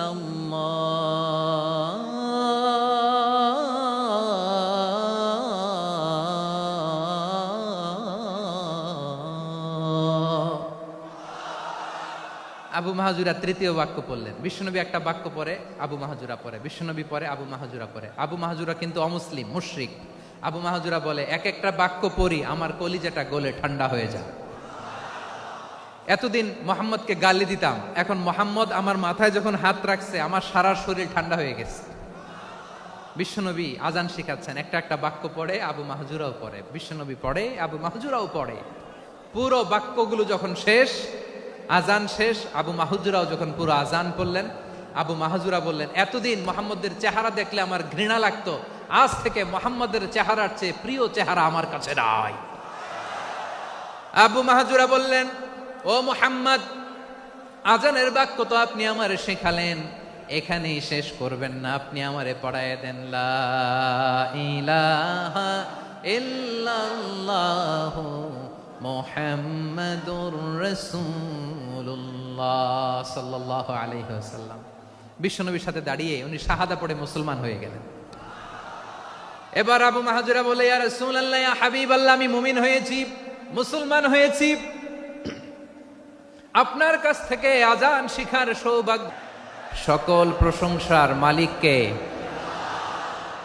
সকল ক্ষমতার উৎসকে, কেউ যেটা পারে না পারে কে, কেউ যেটা দেখে না দেখে কে?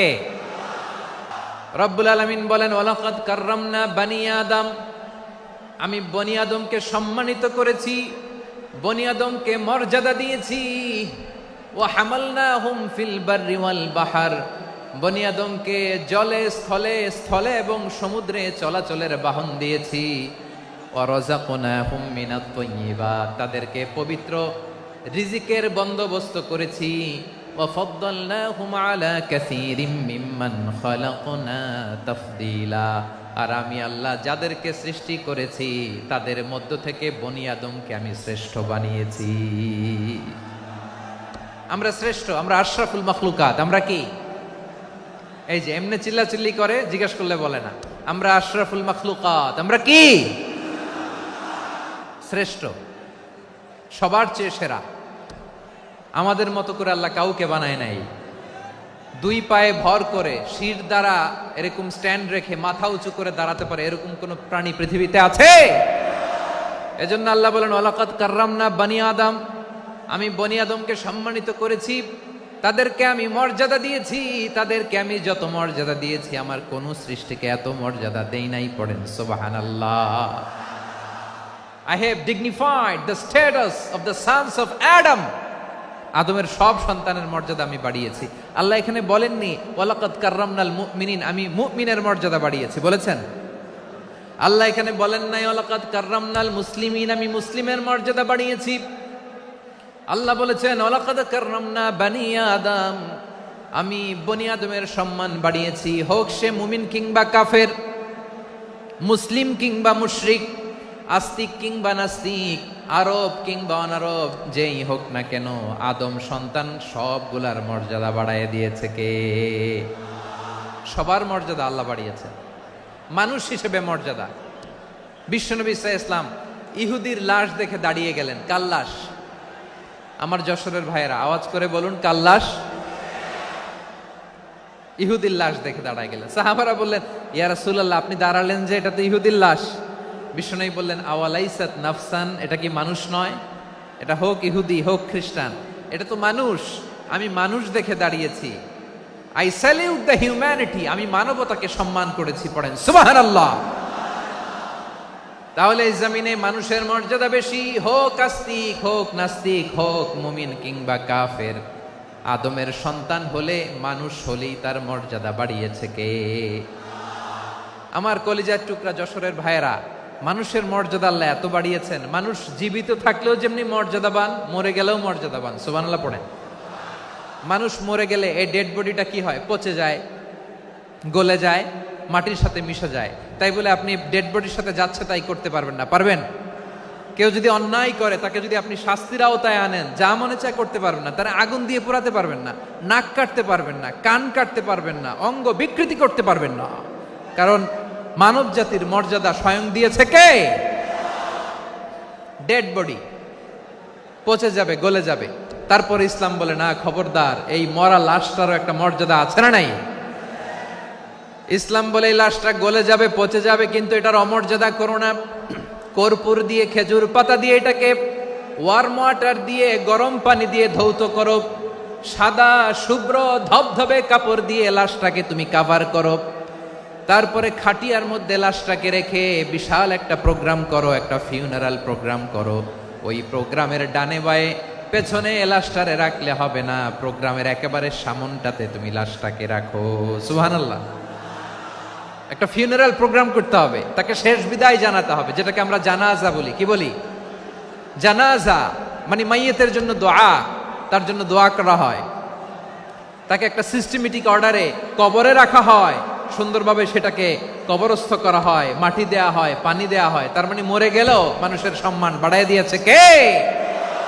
এজন্য আল্লাহ বললেন, ওয়ালাকাদ কাররামনা বানি আদম, বনি আদমের সম্মান মর্যাদা আমি আল্লাহ বাড়িয়ে দিয়েছি। মানুষের সম্মানে তুমি কখনো আঘাত করো না, ঠিক কিনা? তাহলে ভাই, প্রথম মেসেজ হচ্ছে, the first and foremost message tonight to the people of Jessore. Allah বলেন, I have dignified the status of son of Adam. আমি বনি আদম সবার মর্যাদা বাড়িয়ে দিয়েছি, হোক আস্তিক নাস্তিক, হোক কাফের কিংবা মুশরিক, তার মর্যাদা বাড়াই দিছে কে? যখন বন্যা হয় আমরা ত্রাণ নিয়ে যাই, আমরা শুধু মুসলমানদেরকে ত্রাণ দেই নাকি? হ্যাঁ, আমরা মুসলমানকেও দেই, অমুসলমানকেও দেই, হিন্দুকেও দেই, বৌদ্ধকেও দেই। যেখানেই মানবতা বিপন্ন সেখানে ইসলামের হেল্পিং হ্যান্ড আছে না নাই? সুবহানাল্লাহ। কি দিন আমরা পেয়েছি, কি বিধান আমরা পেয়েছি। ওয়ালাকাদ কাররামনা বানি আদম, আমি বনি আদমকে সম্মানিত করেছি। এরপর আল্লাহ বললেন, ওয়া হামালনাহুম ফিল বাররি ওয়াল বাহর, মানুষকে স্থলে এবং সমুদ্রে চলাচলের বাহন আমি দিয়েছি। স্থলে কিভাবে চলবে, জলে কিভাবে চলবে, এই বাহনের ব্যবস্থা করেছে কে? এই জেনজি, এই স্যামড়া, ইরাম করতেছো কিসের জন্য? হ্যাঁ, ইরাম করলে চলবি? হ্যাঁ, বস বস বস বস। আওয়াজ করতেছো কেন? দিবা না, কথা বলতে দিবা না আমাকে? তো এইটা বুঝি তোমাদের ভালোবাসার নমুনা? তোমাদের ভালোবাসার কারণে যদি আমি কোথাও দাঁড়াতেই না পারি, কোথাও বসতে না পারি, কোথাও দুটা কথা বলতে না পারি, এই ভালোবাসা দিয়ে কি হবে আমার? বরং ঘামতে ঘামতে ঘর্মাক্ত হব, রক্তাক্ত হব। কিন্তু সেন্ট্রাল থেকে, সেন্ট্রালি যে ইনস্ট্রাকশন আসবে, সেই ইনস্ট্রাকশনের এক চুল আমরা ডানে বায়ে যাব না। এইটা গণজাগরণের জন্য এইটা দরকার, ইসলামী বিপ্লবের জন্য এইটা দরকার। তো আধা ঘন্টা ধরে যদি তোমাদেরকে থামানোই না যায়, এই লস্কর দিয়ে আমি কি করব? আল্লাহর ওয়াস্তে নো নো নো স্লোগান, চুপচাপ একেবারে আমার দিকে তাকাও। আল্লাহ বললেন, ওয়া হামালনাহুম ফিল বাররি ওয়াল বাহর, জলে স্থলে আমি চলাচলের যানবাহনের ব্যবস্থা করেছি। আমরা স্থলে ঘোড়ার উপরে চড়ি, উটের উপরে চড়ি, গাড়ির উপরে চড়ি। এই যে গাড়ির ইঞ্জিন বানাইছি আমরা, এটার মেধা দিয়েছে কে? আবার সাগরের মধ্যে আমরা নৌযান, জলযান, বড় বড় জাহাজ দিয়ে এক মহাদেশ থেকে আরেক মহাদেশ যাই, এক দেশ থেকে মালামালগুলো আরেক দেশে পাঠাই। সাগরের ভেতরে নৌকাগুলোরে ধরে রাখলো কে? ওয়াল ফুলকিল্লাতী তাজরি ফিল বাহরি বিমা ইয়ানফাউন নাস। মানুষের উপকার আছে এরকম সরঞ্জামাদি নিয়ে সাগরের উপরে বিশাল বিশাল জলযানগুলো চলে, এগুলো ডুবে যায় না, কাত হয়ে যায় না, পড়ে যায় না। এগুলোকে স্থিতিস্থাপকতাকে ঠিক করে রাখলো কে? আপনারা জাহাজ দেখেছেন? জাহাজ, হ্যাঁ, বাড়ি চট্টগ্রাম হইলে দেখতে পারতেন।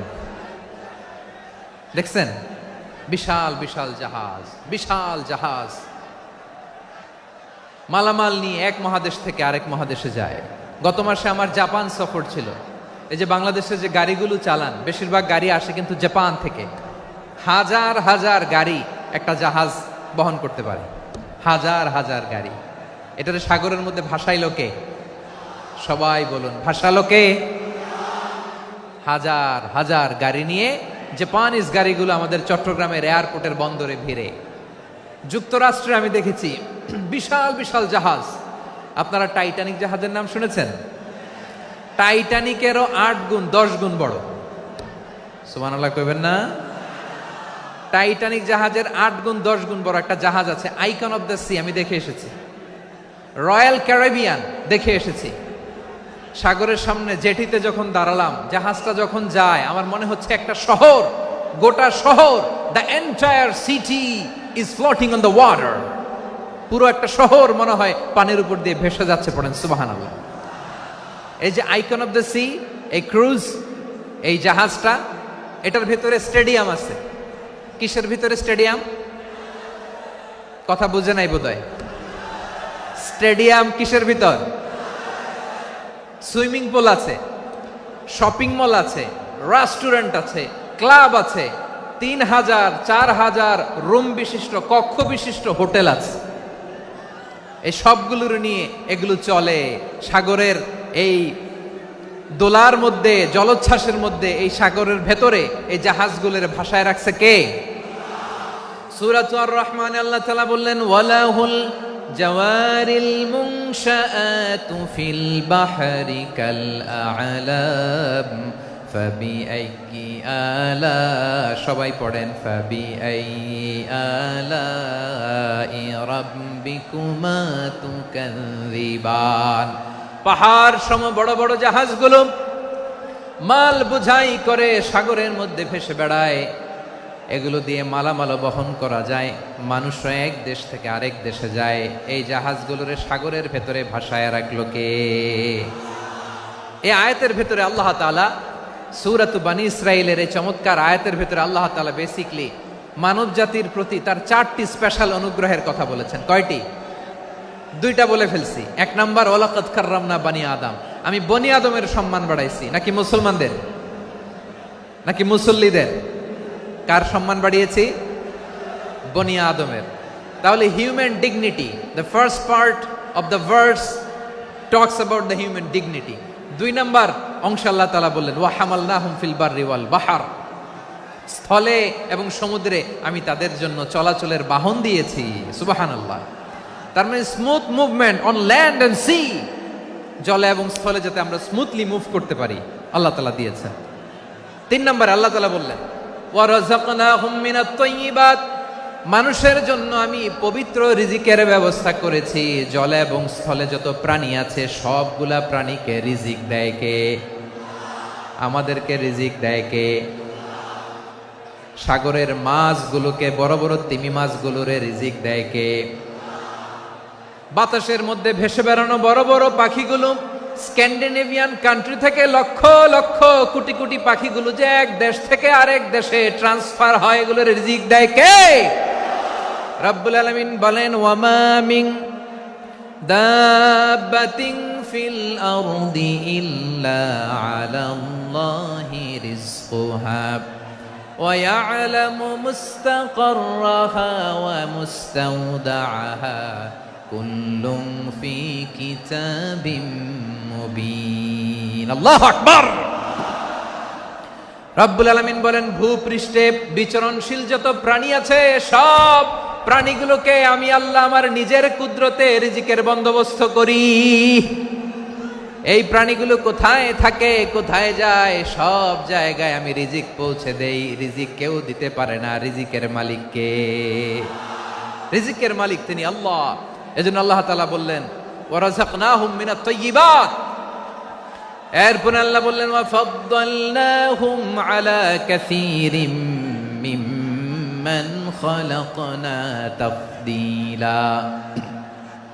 আমি যত প্রাণী সৃষ্টি করেছি সকল প্রাণীর মধ্যে মানুষের মর্যাদা শ্রেষ্ঠত্ব আমি দিয়েছি। সুবহানাল্লাহ পড়েন। তাহলে এক নম্বরে আল্লাহ বললেন আমি বনি আদমের মর্যাদা বাড়ালাম। এরপরে বললেন স্থলে এবং সমুদ্রে চলাচলের জন্য যানবাহন দিলাম। 3 নম্বরে আল্লাহ বললেন পবিত্র রিজিকের ব্যবস্থা করে দিলাম। এরপরে আল্লাহ বললেন যত প্রাণী আছে, সৃষ্টি আছে, সবগুলার উপরে আমি মানুষকে শ্রেষ্ঠত্ব দিলাম। সুবহানাল্লাহ। তাহলে সবচেয়ে বেশি শ্রেষ্ঠত্ব মানুষের। কার? মানুষের। শুধু তাই নয় প্রিয় ভাইরা, আকাশ এবং জমিনে যা কিছু আছে সবকিছু মানুষের জন্য, মানুষের কল্যাণে, মানুষের প্রয়োজনে, মানুষের বশীভূত করে সৃষ্টি করেছেন কে? রব্বুল আলামিন বলেন হুয়াল্লাযী খালাকা লাকুম মা ফিল আরদি জামিআ। এই জমিনের মধ্যে যা কিছু আমি আল্লাহ সৃষ্টি করেছি সব কিছু আমি মানুষের জন্য সৃষ্টি করেছি। পড়েন সুবহানাল্লাহ। হুয়াল্লাযী খালাকা লাকুম মা ফিল আরদি জামিআ। যা আছে সব আমাদের জন্য, সব আমাদেরকে সার্ভিস দেওয়ার জন্য, আমাদের উপকারের জন্য, আমাদের কল্যাণের জন্য। আওয়াজ করে সবাই পড়ুন আল্লাহু আকবার। অন্য আয়াতে আল্লাহ বললেন ওয়াসাখখারা লাকুম মা ফিস সামাওয়াতি ওয়া মা ফিল আরদি জামিআম মিন ইন্না ফি যালিকা লাআয়াতিন লিকাউমি ইয়াতাফাক্কারুন। প্রথমে আয়াতে আল্লাহ বললেন জমিনে যা আছে সব তোমাদের কল্যাণে আমি সৃষ্টি করলাম। এরপরে আল্লাহ বললেন আকাশেও যা আছে সব তোমাদের জন্য সৃষ্টি করলাম, তোমাদের অনুগত বানায় দিলাম। পড়েন সুবহানাল্লাহ। মানুষের কি ব্রেইন দেখেন, মানুষ জমিন ছেড়ে আকাশে চলে যায়। পাখি দেখে মানুষের শখ হলো পাখি যেহেতু উঠতে পারে আমরাও পারবো। অরবিল রাইট, উইলবার রাইট, 2 ভাই মিলে আঁকাঝোঁকা করতে করতে করতে করতে প্লেন বানায় ফেললো। কোন সুবহানাল্লাহ। এখন পাখিও ওরে, আমরাও ওরি। এরপরেই মানুষের কৌতূহল থামে না এখানে। মানুষ চলে গিয়েছে চাঁদে। কোথায় গেছে? এখন কিন্তু চাঁদে জমি বিক্রি হয় জানেন। পৃথিবী নিয়ে মারামারি শেষ। রাশিয়া আমেরিকা এখন ধরছে চাঁদ আর মঙ্গল গ্রহ। এখন চাঁদে জমি বিক্রি হয়, মঙ্গলে জমি বিক্রি হয়। এই চাঁদ, মঙ্গল, বৃহস্পতি, শনি সব আল্লাহ তাআলা আমাদের জন্য বানিয়েছেন। সুবহানাল্লাহ পড়েন। মানুষ সাগরের উপরে চড়ে, শূন্যে ভেসে বেড়ায়, পাহাড় কেটে সুড়ঙ্গ বানায়, টানেল বানায়। মানুষ ব্রডব্যান্ডের লাইন নিয়ে যায় সাগরের ভেতর দিয়ে, এক দেশ থেকে আরেক দেশে, এক মহাদেশ থেকে আরেক মহাদেশে। সুবহানাল্লাহ পড়েন। তার মানে গোটা বিশ্বের সব কিছুর উপরে control, superiority over all creatures, সব কিছুর উপর কন্ট্রোল, মনিটরিং, নিয়ন্ত্রণ, এটা প্রতিষ্ঠা করে দিয়েছে কে? এজন্যই মানুষের শ্রেষ্ঠত্ব। ওয়ালাকাদ কাররামনা বানি আদম। আমি বনি আদমের সম্মান বাড়িয়েছি, মর্যাদা আমি বাড়িয়ে দিয়েছি এই কারণে, কারণ মানুষ সবকিছুর উপর নিয়ন্ত্রণ নিতে পারে। মানুষকে নিয়ে এই কোরআনের সব আলোচনা, মানুষকে নিয়ে এই কোরআনের সব। তাই কোরআনের কেন্দ্রীয় আলোচ্য বিষয় হচ্ছে মানুষ। কোরআনের কেন্দ্রীয় আলোচ্য বিষয় কি?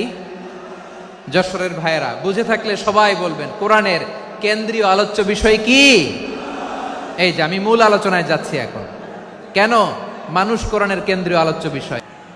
যশোর আওয়াজ করে বলো, কোরআনের কেন্দ্রীয় আলোচ্য বিষয় কি? মানুষ। এই মানুষ কোরআনের কেন্দ্রীয় আলোচ্য বিষয়।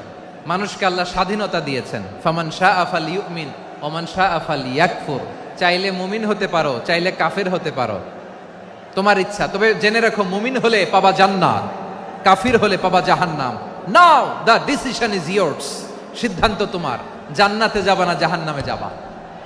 যশোরের ভাইয়ের আওয়াজ করে বলুন, কই যেতে চান, জান্নাতে না জাহান্নামে? ডান দিকে না বাম দিকে?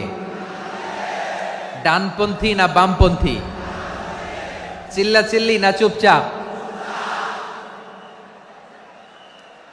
চুপচাপ কয়ে আবার চিল্লাচিল্লি শুরু করে দিয়েছে। মাশাআল্লাহ, গুরুত্বপূর্ণ কথা বাকি আছে, আমাকে সহযোগিতা করতে হবে। মাশাআল্লাহ, এই তো ঠান্ডা হয়েছে। হ্যাঁ, ঠিক আছে ঠিক আছে ঠিক আছে। মানুষকে আল্লাহ এত স্বাধীনতা দিয়েছেন, মানুষ চাইলে অনেক ভালো হইতে পারে। ভালোর রাস্তাও খোলা, খারাপ হওয়ার রাস্তাও খোলা। ভালো হইলে মানুষ অনেক ভালো, খারাপ হইলে অনেক খারাপ। ভালো হইলে সবচেয়ে ভালো, খারাপ হইলে সবচেয়ে খারাপ। এজন্য সিদ্ধান্ত আপনাকে নিতে হবে। আল্লাহ তাআলা বলছেন, লাকাদ খালাকনাল ইনসানা ফি আহসানি তাকওয়িম সুম্মা রাদাদনাহু আসফালা সাফিলিন। আমি মানুষকে অনেক সুন্দর অবয়বে, সুন্দর আকৃতিতে সৃষ্টি করেছি। তার শুধু চেহারার ডিজাইনটাই সুন্দর নয়, তার ব্রেনটা বড্ড সুন্দর, তার মানসিকতা বড্ড সুন্দর, তার সৃজনশীলতা বড্ড সুন্দর। পড়েন সুবহানাল্লাহ। আমাদের চেহারা, অবয়ব, ডিজাইন যে সুন্দর তা না, আমাদের ব্রেনটা অনেক সফিস্টিকেটেড ব্রেন, অনেক সফিস্টিকেটেড। এই 1.5 কেজি ব্রেন ইউজ করে মানুষ গোটা বিশ্বে সভ্যতা বিনির্মাণ করেছে, ঠিক কিনা? এই ব্রেন আল্লাহ তাআলা আমাকে দিয়েছে। এটারে কাজে লাগালে, আপনার 6 সেন্স কাজে লাগালে আপনি অনন্য মানুষ হয়ে উঠবেন, মহামানবে রূপান্তরিত হবেন। মানুষ হতে পারে, চাইলেই মহামানব হতে পারে। আবার যদি মানুষ চায় খারাপও হতে পারে। আল্লাহ বললেন শুধু ভালোই না, ভালো হতে চাইলে অনেক ভালো তুমি হতে পারো, আবার খারাপ হতে চাইলে অনেক খারাপ তুমি হতে পারো। সুম্মা রাদাদনাহু আসফালা সাফিলিন। খারাপ হলে একেবারে খারাপ হতে পারো, নিকৃষ্ট হলে একেবারে নিকৃষ্ট হতে পারো, ভালো হলেও ভালো হতে পারো। কোন সুবহানাল্লাহ। এবার আওয়াজ করে বলুন, ভালো হতে চাই না খারাপ? শ্রেষ্ঠ না নিকৃষ্ট? মানুষ ভালো হলে মানুষ ফেরেশতার চেয়েও ভালো, মানুষ খারাপ হলে সে পশুর চেয়েও খারাপ। কথা ঠিক কিনা বলেন? ভালো হলে ফেরেশতার চেয়েও ভালো, খারাপ হলে পশুর চেয়েও নিকৃষ্ট। তার মানে শ্রেষ্ঠত্বে মানুষ, শ্রেষ্ঠত্বে ফেরেশতাকে হার মানায়, আর অধপতনে শ্রেষ্ঠত্বে ফেরেশতাকে ছাড়িয়ে যায়, আর অধপতনে পশুকেও হার মানায়। আই রিপিট, আমি আবারও বলছি, মানুষ শ্রেষ্ঠত্বে ফেরেশতাকে ছাড়িয়ে যায়, আর অধপতনে সে পশুকেও হার মানায়। আওয়াজ করে বলতে হবে ঠিক কিনা? এটার প্রমাণ কি? মানুষ শ্রেষ্ঠ হইলে যে ফেরেশতার চেয়েও সেরা, তার প্রমাণ কি? আল্লাহ তাআলা বলছেন, ওয়া ইয কুলনা লিল মালাইকাতি ইসজুদু লি আদম ফাসাজাদু ইল্লা ইবলিস আবা ওয়াস্তাকবারা ওয়া কানা মিনাল কাফিরিন। আল্লাহ বলেন, স্মরণ করো সে সময়ের কথা যখন আমি ফেরেশতাদেরকে বললাম, ও ফেরেশতারা আদমকে সেজদা দাও। সব ফেরেশতারা সম্মান সূচক সেজদা আদমকে দিল, তারা আদমের জন্য সেজদায় লুটিয়ে পড়লো, একজন ছাড়া, তার নাম ইবলিস। আওয়াজ করে বলেন, তার নাম কি?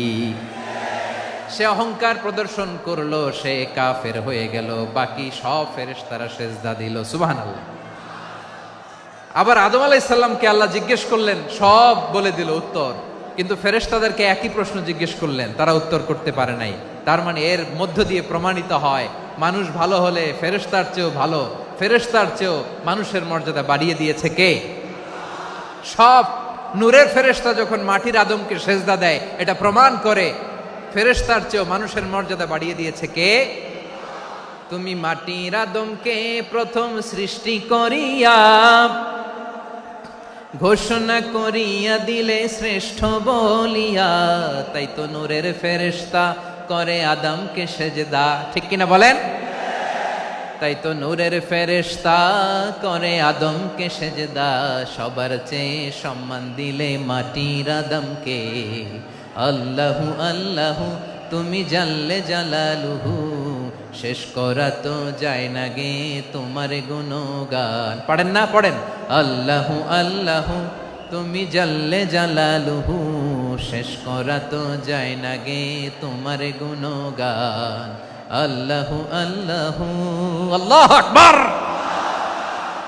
আদমের মর্যাদা বেশি, মানুষের মর্যাদা বেশি, মানুষ শ্রেষ্ঠ তার প্রমাণ নূরের ফেরেশতা মাটির আদমকে সেজদা করে আওয়াজ করে বলেন ঠিক কি না? তাহলে মানুষ ভালো হলে ফেরেশতার চেয়ে ভালো। আবার মানুষ যদি খারাপ হয় সে পশুর চেয়েও খারাপ, অধপতনে পশুত্বকে হার মানায়।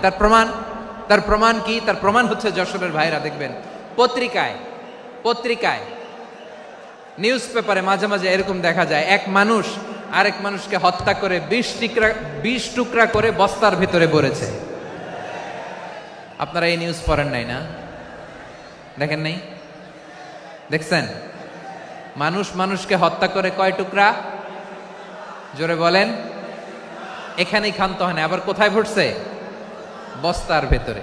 আচ্ছা, বুঝে থাকলে আওয়াজ করে বলেন, কোনদিন শুনছেন একটা হাতি আর একটা হাতিকে হত্যা করে 20 টুকরা করছে, এরপরে বস্তার ভিতরে ভরছে? হইছে? তাহলে দেখেন, মানুষ যদি খারাপ হয় সে পশুকেও হার মানায়। চিল্লায় বলো ঠিক কি না? এমনও দুশ্চরিত্র মানুষ আছে যার নজর থেকে 6 মাসের ছোট্ট মেয়ে থেকে শুরু করে 80 বছরের বৃদ্ধারাও নিরাপদ নয়। পশুকেও হার মানে। মানুষের ঘর জ্বালিয়ে পুড়ে মেসাকার করে দেয়, জনপদের পর জনপদ জ্বালায় দেয়, এরকম আছে না নাই? বোমা মেরে শহরগুলো উড়িয়ে দেয়। এই যে ইসরায়েল গাজার মধ্যে যে অ্যাটাক করেছে, এরা মসজিদ মানে নাই, মসজিদে বম ফেলেছে। এরা খ্রিস্টানদের চার্চ গির্জা মানে নাই, গির্জায় বম ফেলেছে। পৃথিবীর ইতিহাসে never happened in the history of the world that someone bombed on a hospital, on a ICU center. এমন হাসপাতাল যেখানে আইসিইউর রোগীরা আছে, ওই হাসপাতালের উপরও ইসরায়েলি সৈনিকেরা বোমা মেরেছে। জোরে বলেন ঠিক কিনা? এরা মানুষ? আওয়াজ করে বলেন, এরা মানুষ না। প্রিয় ভাইয়েরা, চোখ কান নাক মুখ থাকলেই মানুষ না। যা সামনে দেখেন এগুলো সব মানুষ না, এগুলো জনসংখ্যা। এগুলো কি? সবাই বলুন, এগুলো কি? বাড়ছে জনসংখ্যা, কমছে মানুষ। বাড়ছে জনসংখ্যা, কমছে। এই দুনিয়া এখন তো আর সেই দুনিয়া নাই, মানুষ নামের মানুষ আছে দুনিয়া বোঝাই, সেই মানুষের ভিড়ে আমার আসল মানুষ নাই। ঠিক কিনা?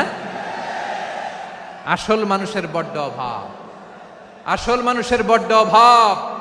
আমার ভাইয়েরা, মানুষ খারাপ হলে পশুকেও হার মানায়। আচ্ছা, আওয়াজ করে বলেন, এই যশোরের ছেলেরা এদিক তাকাও, আওয়াজ করে বলো, যে ইসরায়েলি সোলজাররা উপর থেকে বোমা মারলো তারাও মানুষ? তারাও কি? ওরাও রক্তে মাংসে মানুষ, ওদেরও পরিবার আছে।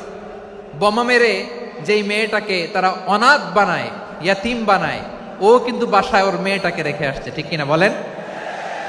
বম্বিং করে যে বাবাকে মেরে, স্বামীকে মেরে স্ত্রীকে বিধবা বানায়, তারও ঘরে স্ত্রী আছে। উপর থেকে বোম মেরে মানুষ মেরে দিচ্ছে, তারাও মানুষ। 1945 সালের 6ই আগস্ট আমেরিকান সোলজাররা হিরোশিমায় বম মেরেছে। আমি নিজে দেখে এসেছি জাপানের হিরোশিমাতে। সকাল 8:15 মানুষ কেউ অফিসে যাচ্ছিল, কেউ খেতে খামারে কাজ করতে যাচ্ছিল। লিটল বয় নামে একটা বোম মেরেছে তারা। এই বোমের আঘাতে, পারমাণবিক এই বোমার রেডিয়েশনে আঘাতে বোম ব্লাস্ট হওয়ার পরে মুহূর্তের মধ্যে 1,40,000 নাই। উপর থেকে যারা মারতেছে এরাও মানুষ, যাদেরকে মারলো তারাও। তার মানে মানুষে মানুষে পার্থক্য আছে না? নেই? মানুষে মানুষে পার্থক্য আছে। নাক কান চোখ মুখ থাকলেই মানুষ নয়। বাড়ছে জনসংখ্যা, কমছে মানুষ। চিল্লায় বলো ঠিক কিনা? তাহলে আমরা বুঝলাম, মানুষ ভালো হলে অনেক ভালো, খারাপ হলে অনেক খারাপ। ও আমার কলিজার টুকরা যশোরের ভাইয়েরা, আসুন না 3 দিন ব্যাপী এই তাফসিরুল কোরআনের ঐতিহাসিক প্রোগ্রাম থেকে আমরা সিদ্ধান্ত নেই, আমরা ভালো মানুষ হব নাকি খারাপ মানুষ হব। কলিজা থেকে, প্রাণ থেকে আওয়াজ করে সবাই বলুন, ভালো মানুষ নাকি খারাপ মানুষ? ভালো মানুষ হইতে হবে। ভালো মানুষ যারা জগৎটাকে এনলাইটেন করবে, যারা এনলাইটেন করবে, যারা সত্যের বীর সেনানী হয়ে দাঁড়াবে, যারা সত্যের পক্ষে কথা বলবে, যারা জালিমের মসনদকে ভেঙে খান খান করে দেবে। এরকম হওয়ার দরকার আছে না নাই? এরকম ভালো মানুষ আমরা হতে চাই কি চাই না? মানুষকে যত্ন নিলে মানুষ যে কত ভালো হয় আপনি কল্পনাও করতে পারবেন না। এই যে আপনাদের যশোরে যে ভালো ছেলেগুলো আছে, যে ভালো তরুণগুলো আছে, যে যুবকগুলো আছে, যে ভালো আলেমরা আছে, ভালো নেতারা আছে, সবাই যদি তাদের মতো হতো পুরো যশোরটা একটা জান্নাতের টুকরা হয়ে যেত। আওয়াজ করে বলেন ঠিক কিনা? মানুষকে নার্চারিং করলে, মানুষকে পলিশ করলে, মানুষকে গ্রুমিং করলে, মানুষকে সঠিক তারবিয়া দিলে মানুষ অনন্য হয়ে ওঠে। প্রতিটি মানুষ অনন্য। আমি অনন্য, আপনি অনন্য, আমরা সবাই অনন্য। সুবহানাল্লাহ বলেন। মানুষকে আল্লাহ তাআলা দিয়েছেন অসীম ক্ষমতা, অসীম ক্ষমতা। সুবহানাল্লাহ। একটা মানুষ পারে না এমন কিছু নাই, একটা মানুষ পারে না এমন কিছু নাই। বিশ্বাস করতে হবে, মানুষ যা কল্পনা করতে পারে ওইটা মানুষ করে দেখাতে পারে। যশোরের ভাইয়ের, আই রিপিট, আমি আবারও বলছি, এই চিল্লাচিল্লি করলে আমার এই গুরুত্বপূর্ণ কথা তোমরা মিস করবা, মিস করবা। কপাল পড়া হয়েও না, আওয়াজ করে কপাল পড়া হবে না। আমার দিকে তাকাও। মানুষ, মানুষ যা কল্পনা করতে পারে সেটা মানুষ করে দেখাতে পারে। তুমি তোমার কল্পনার রাজ্যকে সাজাও, তোমাকে হারাতে পারে এমন কোন শক্তি আল্লাহর জমিনে নাই। তোমার কি শক্তি, কি সম্ভাবনা তুমি জানোই না মিয়া।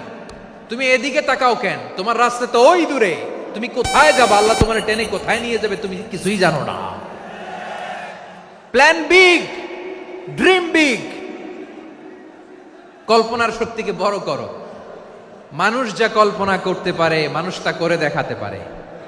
মানুষের কাছে অসাধ্য কিছু নাই মৃত্যু ছাড়া, এক্সেপ্ট ডেথ। মৃত্যু ছাড়া মানুষ সবকিছুকে জয় করতে পারে। মৃত্যু ছাড়া যে কোনো অসাধ্যকে সাধন করার ক্ষমতা মানুষকে দিয়ে দিয়েছে কে? হারার জন্য তোমার জন্মই হয় নাই, তোমার জন্ম হয়েছে জিতার জন্য, বিজয়ের জন্য তোমার জন্ম। মানুষের শুরুটাই হয় বিজয় দিয়ে। যশোর, আওয়াজ করে বলো, মানুষের শুরু হয় কি দিয়ে? আমরা যখন আমার পিতার পৃষ্ঠদেশে ছিলাম, পিতার পৃষ্ঠদেশ থেকে শুক্রাণু যখন মায়ের গর্ভদেশে যেয়ে পড়ে, কতটা শুক্রাণু ভ্রমণ শুরু করে জানো? 20 কোটি শুক্রাণু। একবার সিমেন আউট হলে সেখানে 20 কোটি শুক্রাণু থাকে, ভ্রমণ শুরু করে। ওই 20 কোটি শুক্রাণুর মধ্য থেকে তুমি আমি আজকে এক বিকশিত শুক্রাণু মানব রূপে পৃথিবীতে এসেছি। সুবহানাল্লাহ। ওই 20 কোটি শুক্রাণুর প্রতিযোগিতায় সবাইরে পেছনে ফেলে সেদিন আমি সফল হয়েছিলাম, সেদিন আমি বিজয়ী হয়েছিলাম। সেদিন আমি এত ছোট ছিলাম মাইক্রোস্কোপ দিয়েও আমার অস্তিত্ব টের পাওয়া যায় না। আমি এত তুচ্ছ ছিলাম, নগণ্য ছিলাম। আমার কান ছিল না, আমার চোখ ছিল না, আমার হাত ছিল না, আমার জন্য রিকমেন্ডেশন করার মতো মামু ছিল না, খালা ছিল না, কেউ ছিল না। তারপরেও ওই প্রতিযোগিতায়, ওই কম্পিটিশনে যখন আমারে কেউ হারাতে পারে নাই, আল্লাহর জমিনেও আমারে কেউ হারাতে পারে না। হারার জন্য তোমার জন্মই হয় নাই, তুমি আসছোই জিতার জন্য। সুবহানাল্লাহ। বিশ্বনবী বলেন, আন্নাসু মাআদিন কামাআদিনি যাহাবি ওয়াল ফিদ্দা খিয়ারুহুম ফিল জাহিলিয়াতি খিয়ারুহুম ফিল ইসলাম। Peoples are like mines of gold and silver. সোনার খনি, রূপার খনি, এর চেয়েও বড় খনি হচ্ছে এই মানব সম্পদের খনি। আওয়াজ করে বলেন আল্লাহু আকবার। আল্লাহ তাআলা এই সম্পদ আমাদেরকে দিয়েছে। বিশ্বনবী বলেন, মানুষ হচ্ছে খনির মতো। খিয়ারুহুম ফিল জাহিলিয়াতি খিয়ারুহুম ফিল ইসলাম। জাহিলি যুগে যারা সেরা, ইসলামেও তারা সেরা। ইদা ফাকুহু, যদি তারা বুঝবান হয় তাহলে তাদেরকে সেরা বানায় দিবে কে? তাহলে মানুষের চেয়ে সেরা কেউ হতে পারে? মানুষের চেয়ে অনন্য কেউ হতে পারে? মানুষকে কেউ হারাতে পারে? আওয়াজ করে বলো, তোমাকে কেউ হারাতে পারবে? এই সাহস জাগছে আজকের আলোচনা থেকে। আমি তুমি অনন্য, আমাকে তোমাকে হারায় দেওয়া এত সহজ না, ঠিক কিনা? একটা কথা জীবনের সাথে সেট করে নিতে হবে, আমি জিতি নয় শিখি, আমি কখনো হারি না। জীবনের সাথে সেট করে নাও, জেনজি অফ যশোর, আমি কখনো হারি না, আমি হয় জিতি নয় শিখি। চিল্লায় বলো ঠিক কি না? আমি কখনো হারি না, আমার হারানো এত সোজা না। কি সাহস জাগছে? বুকে সাহস জাগছে? তাকবীর পড়ো, লিল্লাহে তাকবীর। তাহলে বিশ্বনবী বললেন নাসু মাআদিন, মানুষ হচ্ছে খনি। এই ধাক্কা ধাক্কি আমি জানি এগুলো ভালোবাসার ধাক্কা ধাক্কি, এজন্য আমি সহ্য করে নেই।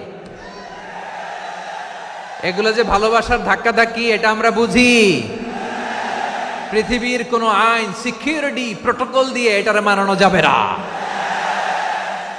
কারণ এটা তো ভালোবাসা, লাভ। লাভ কোনো আইন কানুন দিয়ে বাধা যায় না, মানানো যায় না। ঠিক কিনা বলো?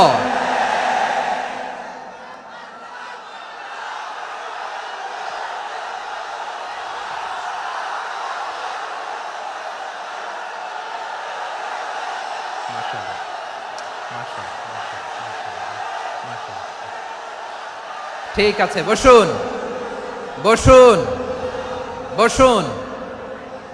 আল নাসু মাআদিন, মানুষ হচ্ছে খনি। এই খনির যত্ন নিতে হবে।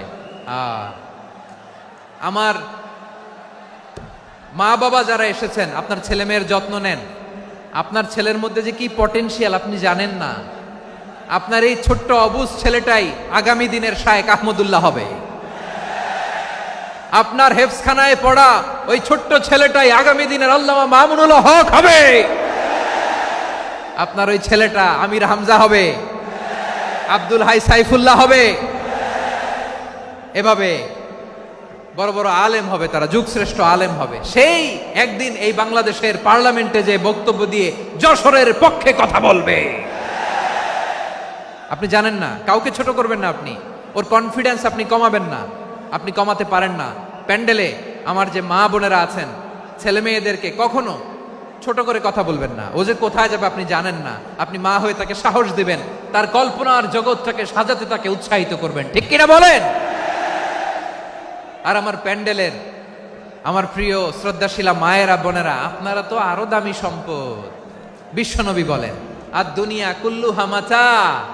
আল্লাহ আল্লাহ আল্লাহ, বিশ্বনবীর কথার ওজন দেখেন। আর দুনিয়া কুল্লুহা মাতা ওয়া খায়রু মাতা'আদ দুনিয়া আল মারআতুস সালিহা। বিশ্বনবী বলেন দুনিয়ায় যা দেখো সব আল্লাহর দেওয়া অ্যাসেট, মানে সম্পদ। আর এত অ্যাসেটের ভিড়ে সবচাইতে শ্রেষ্ঠ সম্পদ হচ্ছে নেককার নারী। সুবহানাল্লাহ। ভাইয়েরা বোনের সাথে খারাপ আচরণ করো না, সন্তান মায়ের সাথে খারাপ আচরণ করো না। আমাদের মায়েরা আমাদের asset, they are our priceless asset. কারণ এই মায়েদের পেটে এসেছে আল্লাহর ওলিরা, এই মায়েদের পেটে এসেছে খান জাহান আলী, এই মায়ের পেটে এসেছে শাহজালাল ইয়ামানি, এই মায়ের পেটে এসেছে আল্লাহর সব নবীরা। নাকি নবীরা আকাশ থেকে ধপ করে জমিনে নেমে আসছে? মায়ের পেটে আসছে। এই মায়ের পেটগুলো খনি। আমার সম্মানিতা মায়েরা বোনেরা, নিজেকে ইসলাম দিয়ে সাজান, নিজেকে ইসলাম দিয়ে সাজান, নিজেকে পবিত্র রাখুন, নিজের আব্রু ইমান ইজ্জতের হেফাজত করুন, কোরআন পড়ুন, সুন্নাহ পড়ুন। আপনি জানেন না আপনার গর্ভে কে আসছে, কোন ক্ষণজন্মা পুরুষকে আল্লাহ তাআলা আপনার গর্ভে পাঠাবে আপনি জানেন না। মায়েরা নিজেদেরকে পবিত্র রাখুন, ইসলাম চর্চা করুন, কোরআন চর্চা করুন, নৈতিকতা দিয়ে নিজেকে সাজান। যশোরের জেনজি, নিজেদেরকে প্রস্তুত রাখো আগামীর বাংলাদেশের জন্য। নৈতিকতা, মোরালিটি, ভ্যালিউজ দিয়ে নিজেকে সাজাও, ইসলাম দিয়ে নিজেকে সাজাও। কারণ আগামীর বাংলাদেশ ইসলামের বাংলাদেশ। বাংলাদেশের আসল পরিচয় ইসলাম। বাংলাদেশের আসল পরিচয় কি? সবাই বলে না।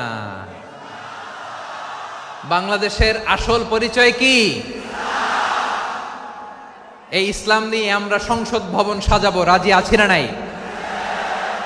শেকড় ভুলে যাওয়া যাবে না। আমরা ধাপে ধাপে শারিয়া আইনের দিকে যাব ইনশাআল্লাহ, কিন্তু জঙ্গিবাদ দিয়ে নয়, কট্টর পন্থা দিয়ে নয়। আমরা ইন্টেলেকচুয়ালি, গ্রাজুয়ালি, ধাপে ধাপে শারিয়া আইনের দিকে মুভ করব ইনশাআল্লাহ। বলো লিল্লাহি তাকবীর। এদেশের আসল পরিচয় সবাই বলে না, আওয়াজ করে, এদেশের আসল পরিচয়। এদেশে আজান শুনে সূর্য ওঠে শহর গ্রামে, এদেশে আজান শুনে সূর্য ডুবে সন্ধ্যা নামে, এদেশে সকল কাজে সবাই বলে বিসমিল্লাহ, এদেশে ভালো কিছু দেখে শুনে হাসি মুখে সবাই বলে মাশা আল্লাহ। সুবহানাল্লাহ সুবহানাল্লাহ সুবহানাল্লাহ সুবহানাল্লাহ সুবহানাল্লাহ সুবহানাল্লাহ সুবহানাল্লাহ সুবহানাল্লাহ।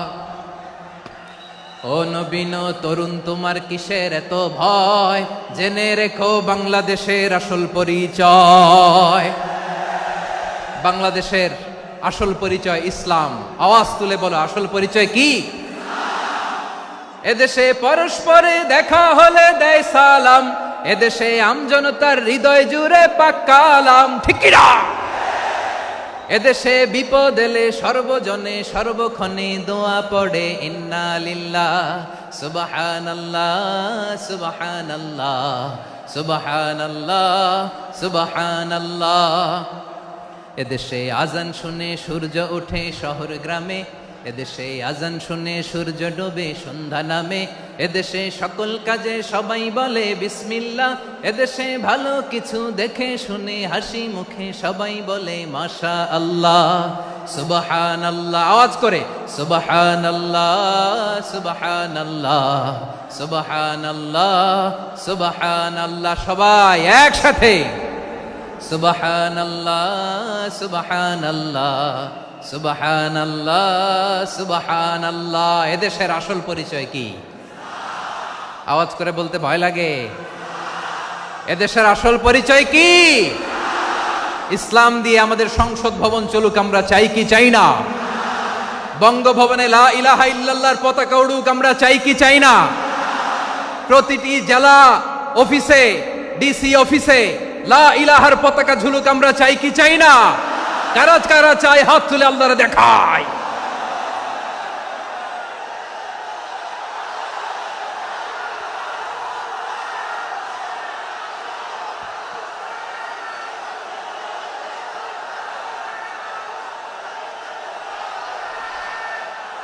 মাশাআল্লাহ মাশাআল্লাহ মাশাআল্লাহ মাশাআল্লাহ। যশোর, আওয়াজ করে বলো, ভালো মানুষ না খারাপ মানুষ? বুঝে বলছো তো? মানুষ ভালো হলে যে কত ভালো। এই মানুষকে যত্ন নিলে, মানুষকে মানুষ বানালে যে সে কি হতে পারে শুনবা? হ্যাঁ, নাকি মোনাজাত দিয়ে দিব? শুনবা?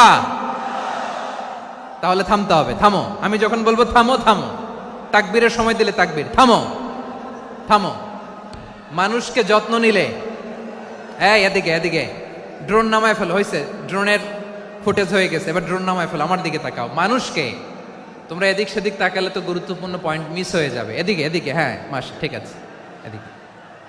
মানুষকে যত্ন নিলে মানুষের মধ্যে যে আল্লাহ কি পটেনশিয়াল রেখেছে। আমি জাপানের দুইটা উদাহরণ দেই। জাপানের, এই এই এভাবে এভাবে হবে, হয় বসো নয় পেছনে, কথা নাই, কথা তো বলাই যাবে না, হারাম কথা বলা, একেবারে চুপ। আজকের জন্য হারাম করে দিছে আমি, এই কিছু সময়ের জন্য একেবারে নিষিদ্ধ। জাপানের দুইটা উদাহরণ দেই, খেয়াল করে একটু শুনেন, বুঝবেন। আল্লাহ, 2022 সালে জাপানের সাথে জার্মানির খেলা, ফিফা ওয়ার্ল্ড কাপ 2022। এক পক্ষে জাপান, আরেক পক্ষে কোন দেশ? কথা শুনে নাই। এক পক্ষে কোন দেশ? আরেক পক্ষে সবাই, এক পক্ষে আরেক পক্ষে। ওই খেলায় জিতেছিল জাপান, জিতেছিল 22 সালের এই ফিফা ওয়ার্ল্ড কাপে। জাপান ফুটবল খেলায় জিতে, as a part of their celebration তারা খেলার পরে পুরো স্টেডিয়ামটারে ক্লিন করে, the fan base of Japan, লক্ষ লক্ষ মানুষ খেলা দেখতে যায়, তো এত ডাস্টবিনও তো নাই, তো যারা ডাস্টবিনে জায়গা পায় নাই তারা এই যে চকলেটের প্যাকেট, পানির বোতল, চিপসের প্যাকেট তারা এদিকে সেদিকে রেখে দিয়েছে। জাপানের ভক্তরা, জাপানের ফলোয়াররা, as a part of their celebration তারা খেলার পরে পুরো স্টেডিয়ামের সব ময়লা আবর্জনা ক্লিন করে তারপরে বিদায় নিয়েছে। তাদেরকে কি ক্লিন করার দায়িত্ব দেয়া হয়েছিল? এই যশোর, জাপানের যে ছেলেরা খেলা দেখতে গেছিল ওদেরকে কি ক্লিন করার দায়িত্ব দিছিল? তারা কি স্টেডিয়ামের পরিচ্ছন্নতা কর্মী? তাদের আকল, তাদের সিক্স সেন্স তাদেরকে বলেছে ছোটবেলা থেকে জাপান গভর্নমেন্ট ওদেরকে এত পরিচ্ছন্নতা শেখায়, ক্লিনলিনেস অ্যাওয়ারনেস ক্যাম্পেইন করায়।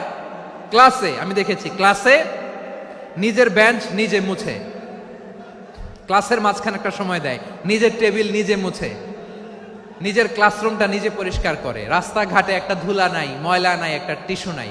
খেলার পরে গোটা বিশ্বকে তাক লাগিয়ে দিয়েছে। জাপানের ফ্যানরা সবার রেখে যাওয়া গার্বেজ, টিস্যু, বোতল পরিষ্কার করে তারপরে স্টেডিয়াম থেকে বিদায় নিয়েছে। আমরা কেন এমন হইতে পারলাম না? আমরা কেন এমন হইতে পারলাম না? জাপানের যারা এগুলো করছে ওদের 3টা করে চোখ না? চোখ তো 3টা, জাপানো লাগো। জাপানো লাগো হাত তো 4টা, কান তো 6টা। হ্যাঁ, নাকি আমার মতো 2 হাত 2 কানওয়ালা মানুষ? চোখে দেখলে ওটা মানুষ না। চিন্তা করছেন? তার মানে জাপানিজদেরকে যে গ্রুমিং করে শিখানোর মাধ্যমে পরিচ্ছন্ন বানানো গেছে, ওরা যেমনি মানুষ আমরাও মানুষ। আমাদের সন্তানদেরকে শেখালে তারাও পারবে। পারবে কিনা? 2 নম্বর উদাহরণ বলি। চট্টগ্রাম ফেনীতে যারা গিয়েছেন, মেঘনা গুমতি ব্রিজ প্রকল্প নাম শুনছেন? মেঘনা একটা ব্রিজ পার হওয়া লাগে। এই মেঘনা গুমতি, এখানে 3টা ব্রিজ কাঁচপুর সহ, এই 3টা ব্রিজের নির্মাণ কাজ, রেনোভেশনের কাজ দেয়া হয়েছিল জাপানের একটা কোম্পানিকে। কাকে? জাপানের কোম্পানি নির্মাণ শেষে 738 কোটি টাকা বেঁচে গেছিল, এটা গভর্নমেন্টের হাতে দিয়ে তারা বিদায় নিয়েছে। কত টাকা? 738 কোটি টাকা।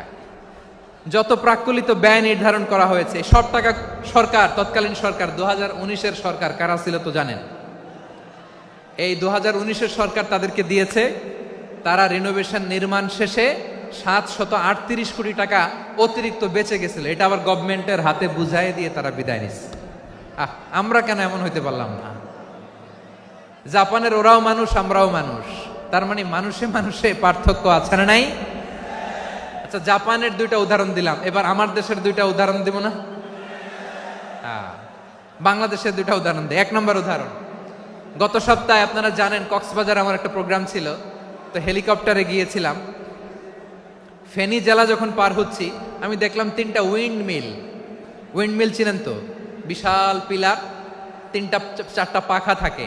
বায়ু বিদ্যুৎ কেন্দ্র, বাংলাদেশের প্রথম বায়ু বিদ্যুৎ কেন্দ্র এটা। মুহুরী প্রজেক্ট বলে এটার, সম্ভবত মুহুরী প্রজেক্ট। তো সাগরের বাতাসের ঝাপটায় এটা ঘুরে এনার্জি হয়, ইলেকট্রিসিটি উৎপাদন হয়। তো আমি পাইলটকে বললাম, ভাই এগুলো থেকে কেমন ইলেকট্রিসিটি উৎপাদন হয়? কয়, হুজুর একটু হয় না, কিছুই হয় না। কিছুই হয় না মানে?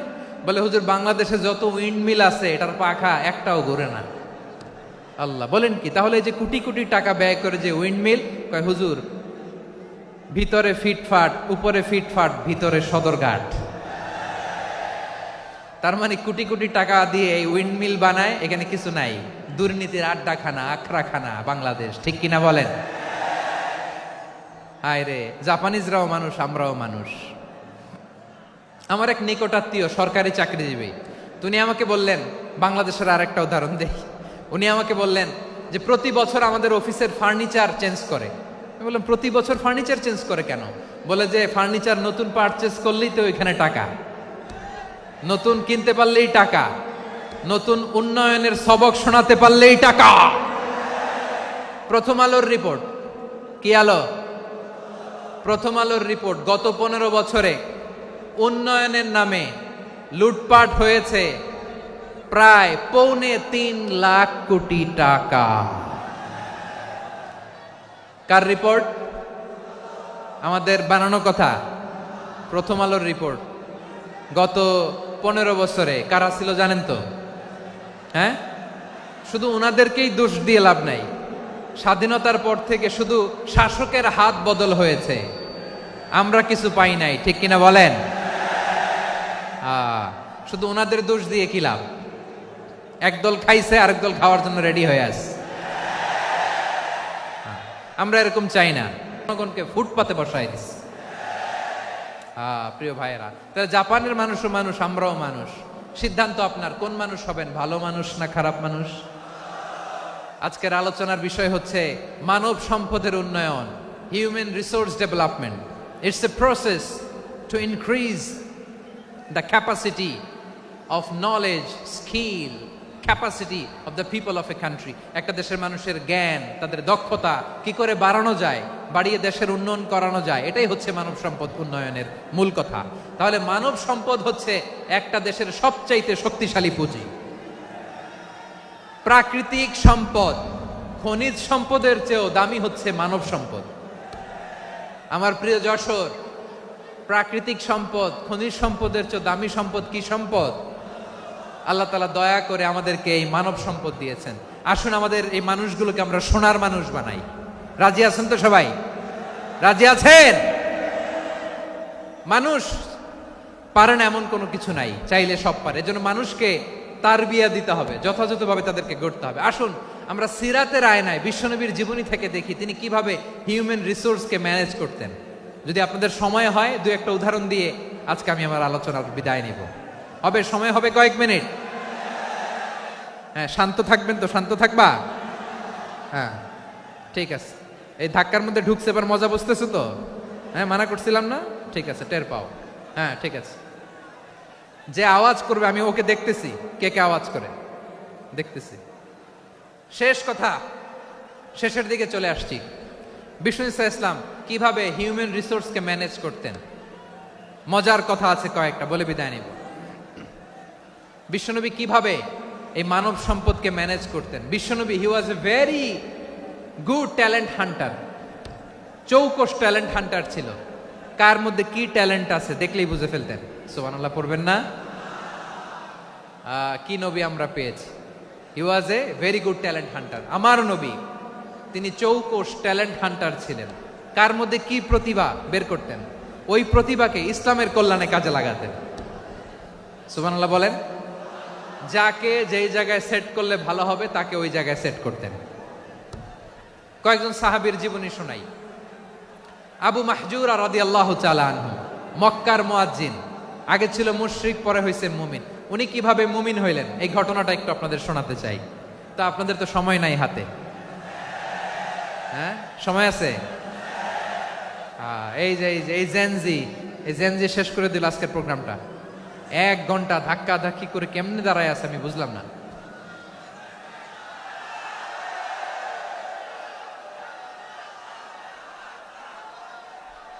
না না, তাকবিন না, চুপ করতে হবে।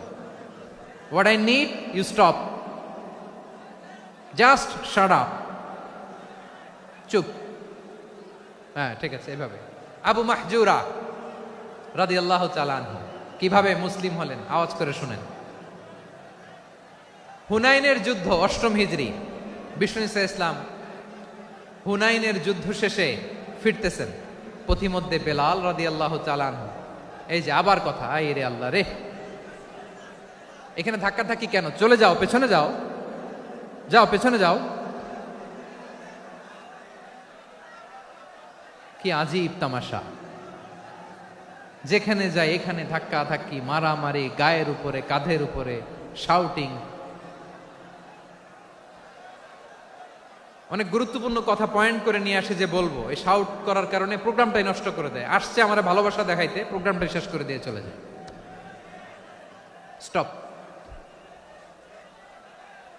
আবার কথা বল, স্টপ। হুনাইনের যুদ্ধে 8ম হিজরি। কত হিজরি? সবাই বলেন না একটু, কত হিজরি? 8ম হিজরিতে হুনাইনের যুদ্ধে রাসূল সাল্লাল্লাহু আলাইহি ওয়াসাল্লাম ফিরে আসতেছেন মদিনায়। পথিমধ্যে বেলাল রাদিয়াল্লাহু তাআলা আনহু আজান দিচ্ছেন। কি দিচ্ছেন? তো পাশে ছিল মুশরিকদের একটা পল্লী, কিছু মুশরিক তরুণ, কিছু অমুসলিম কিশোর, তারা আজানকে ব্যঙ্গ করতেছে।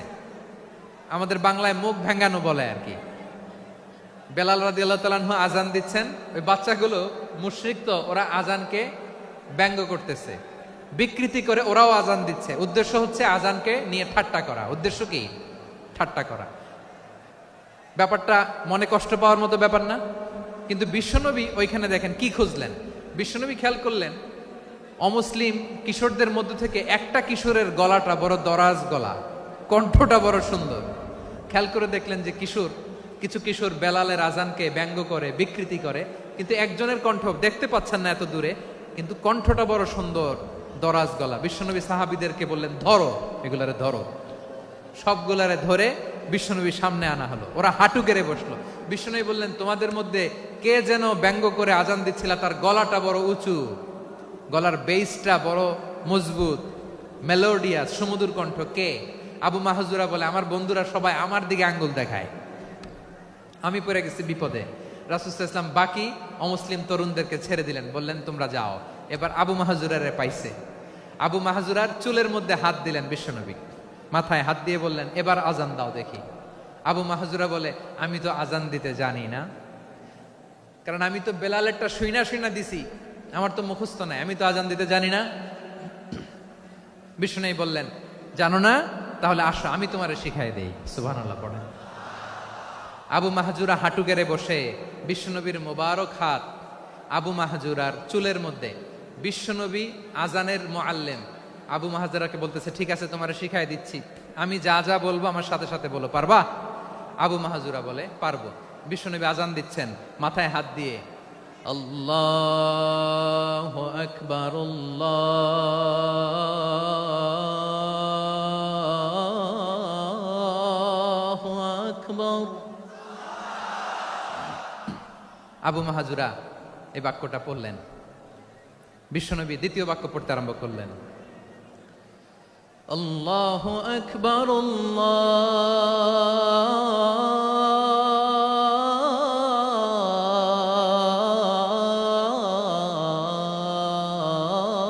আল্লাহু আকবার। আবু মাহজুরা এই বাক্যটাও বললেন। বিশ্বনবী আবু মাহজুরার মাথার মধ্যে হাত দিয়ে তৃতীয় বাক্য পড়লেন, আশহাদু আল্লা ইলাহা ইল্লাল্লাহ।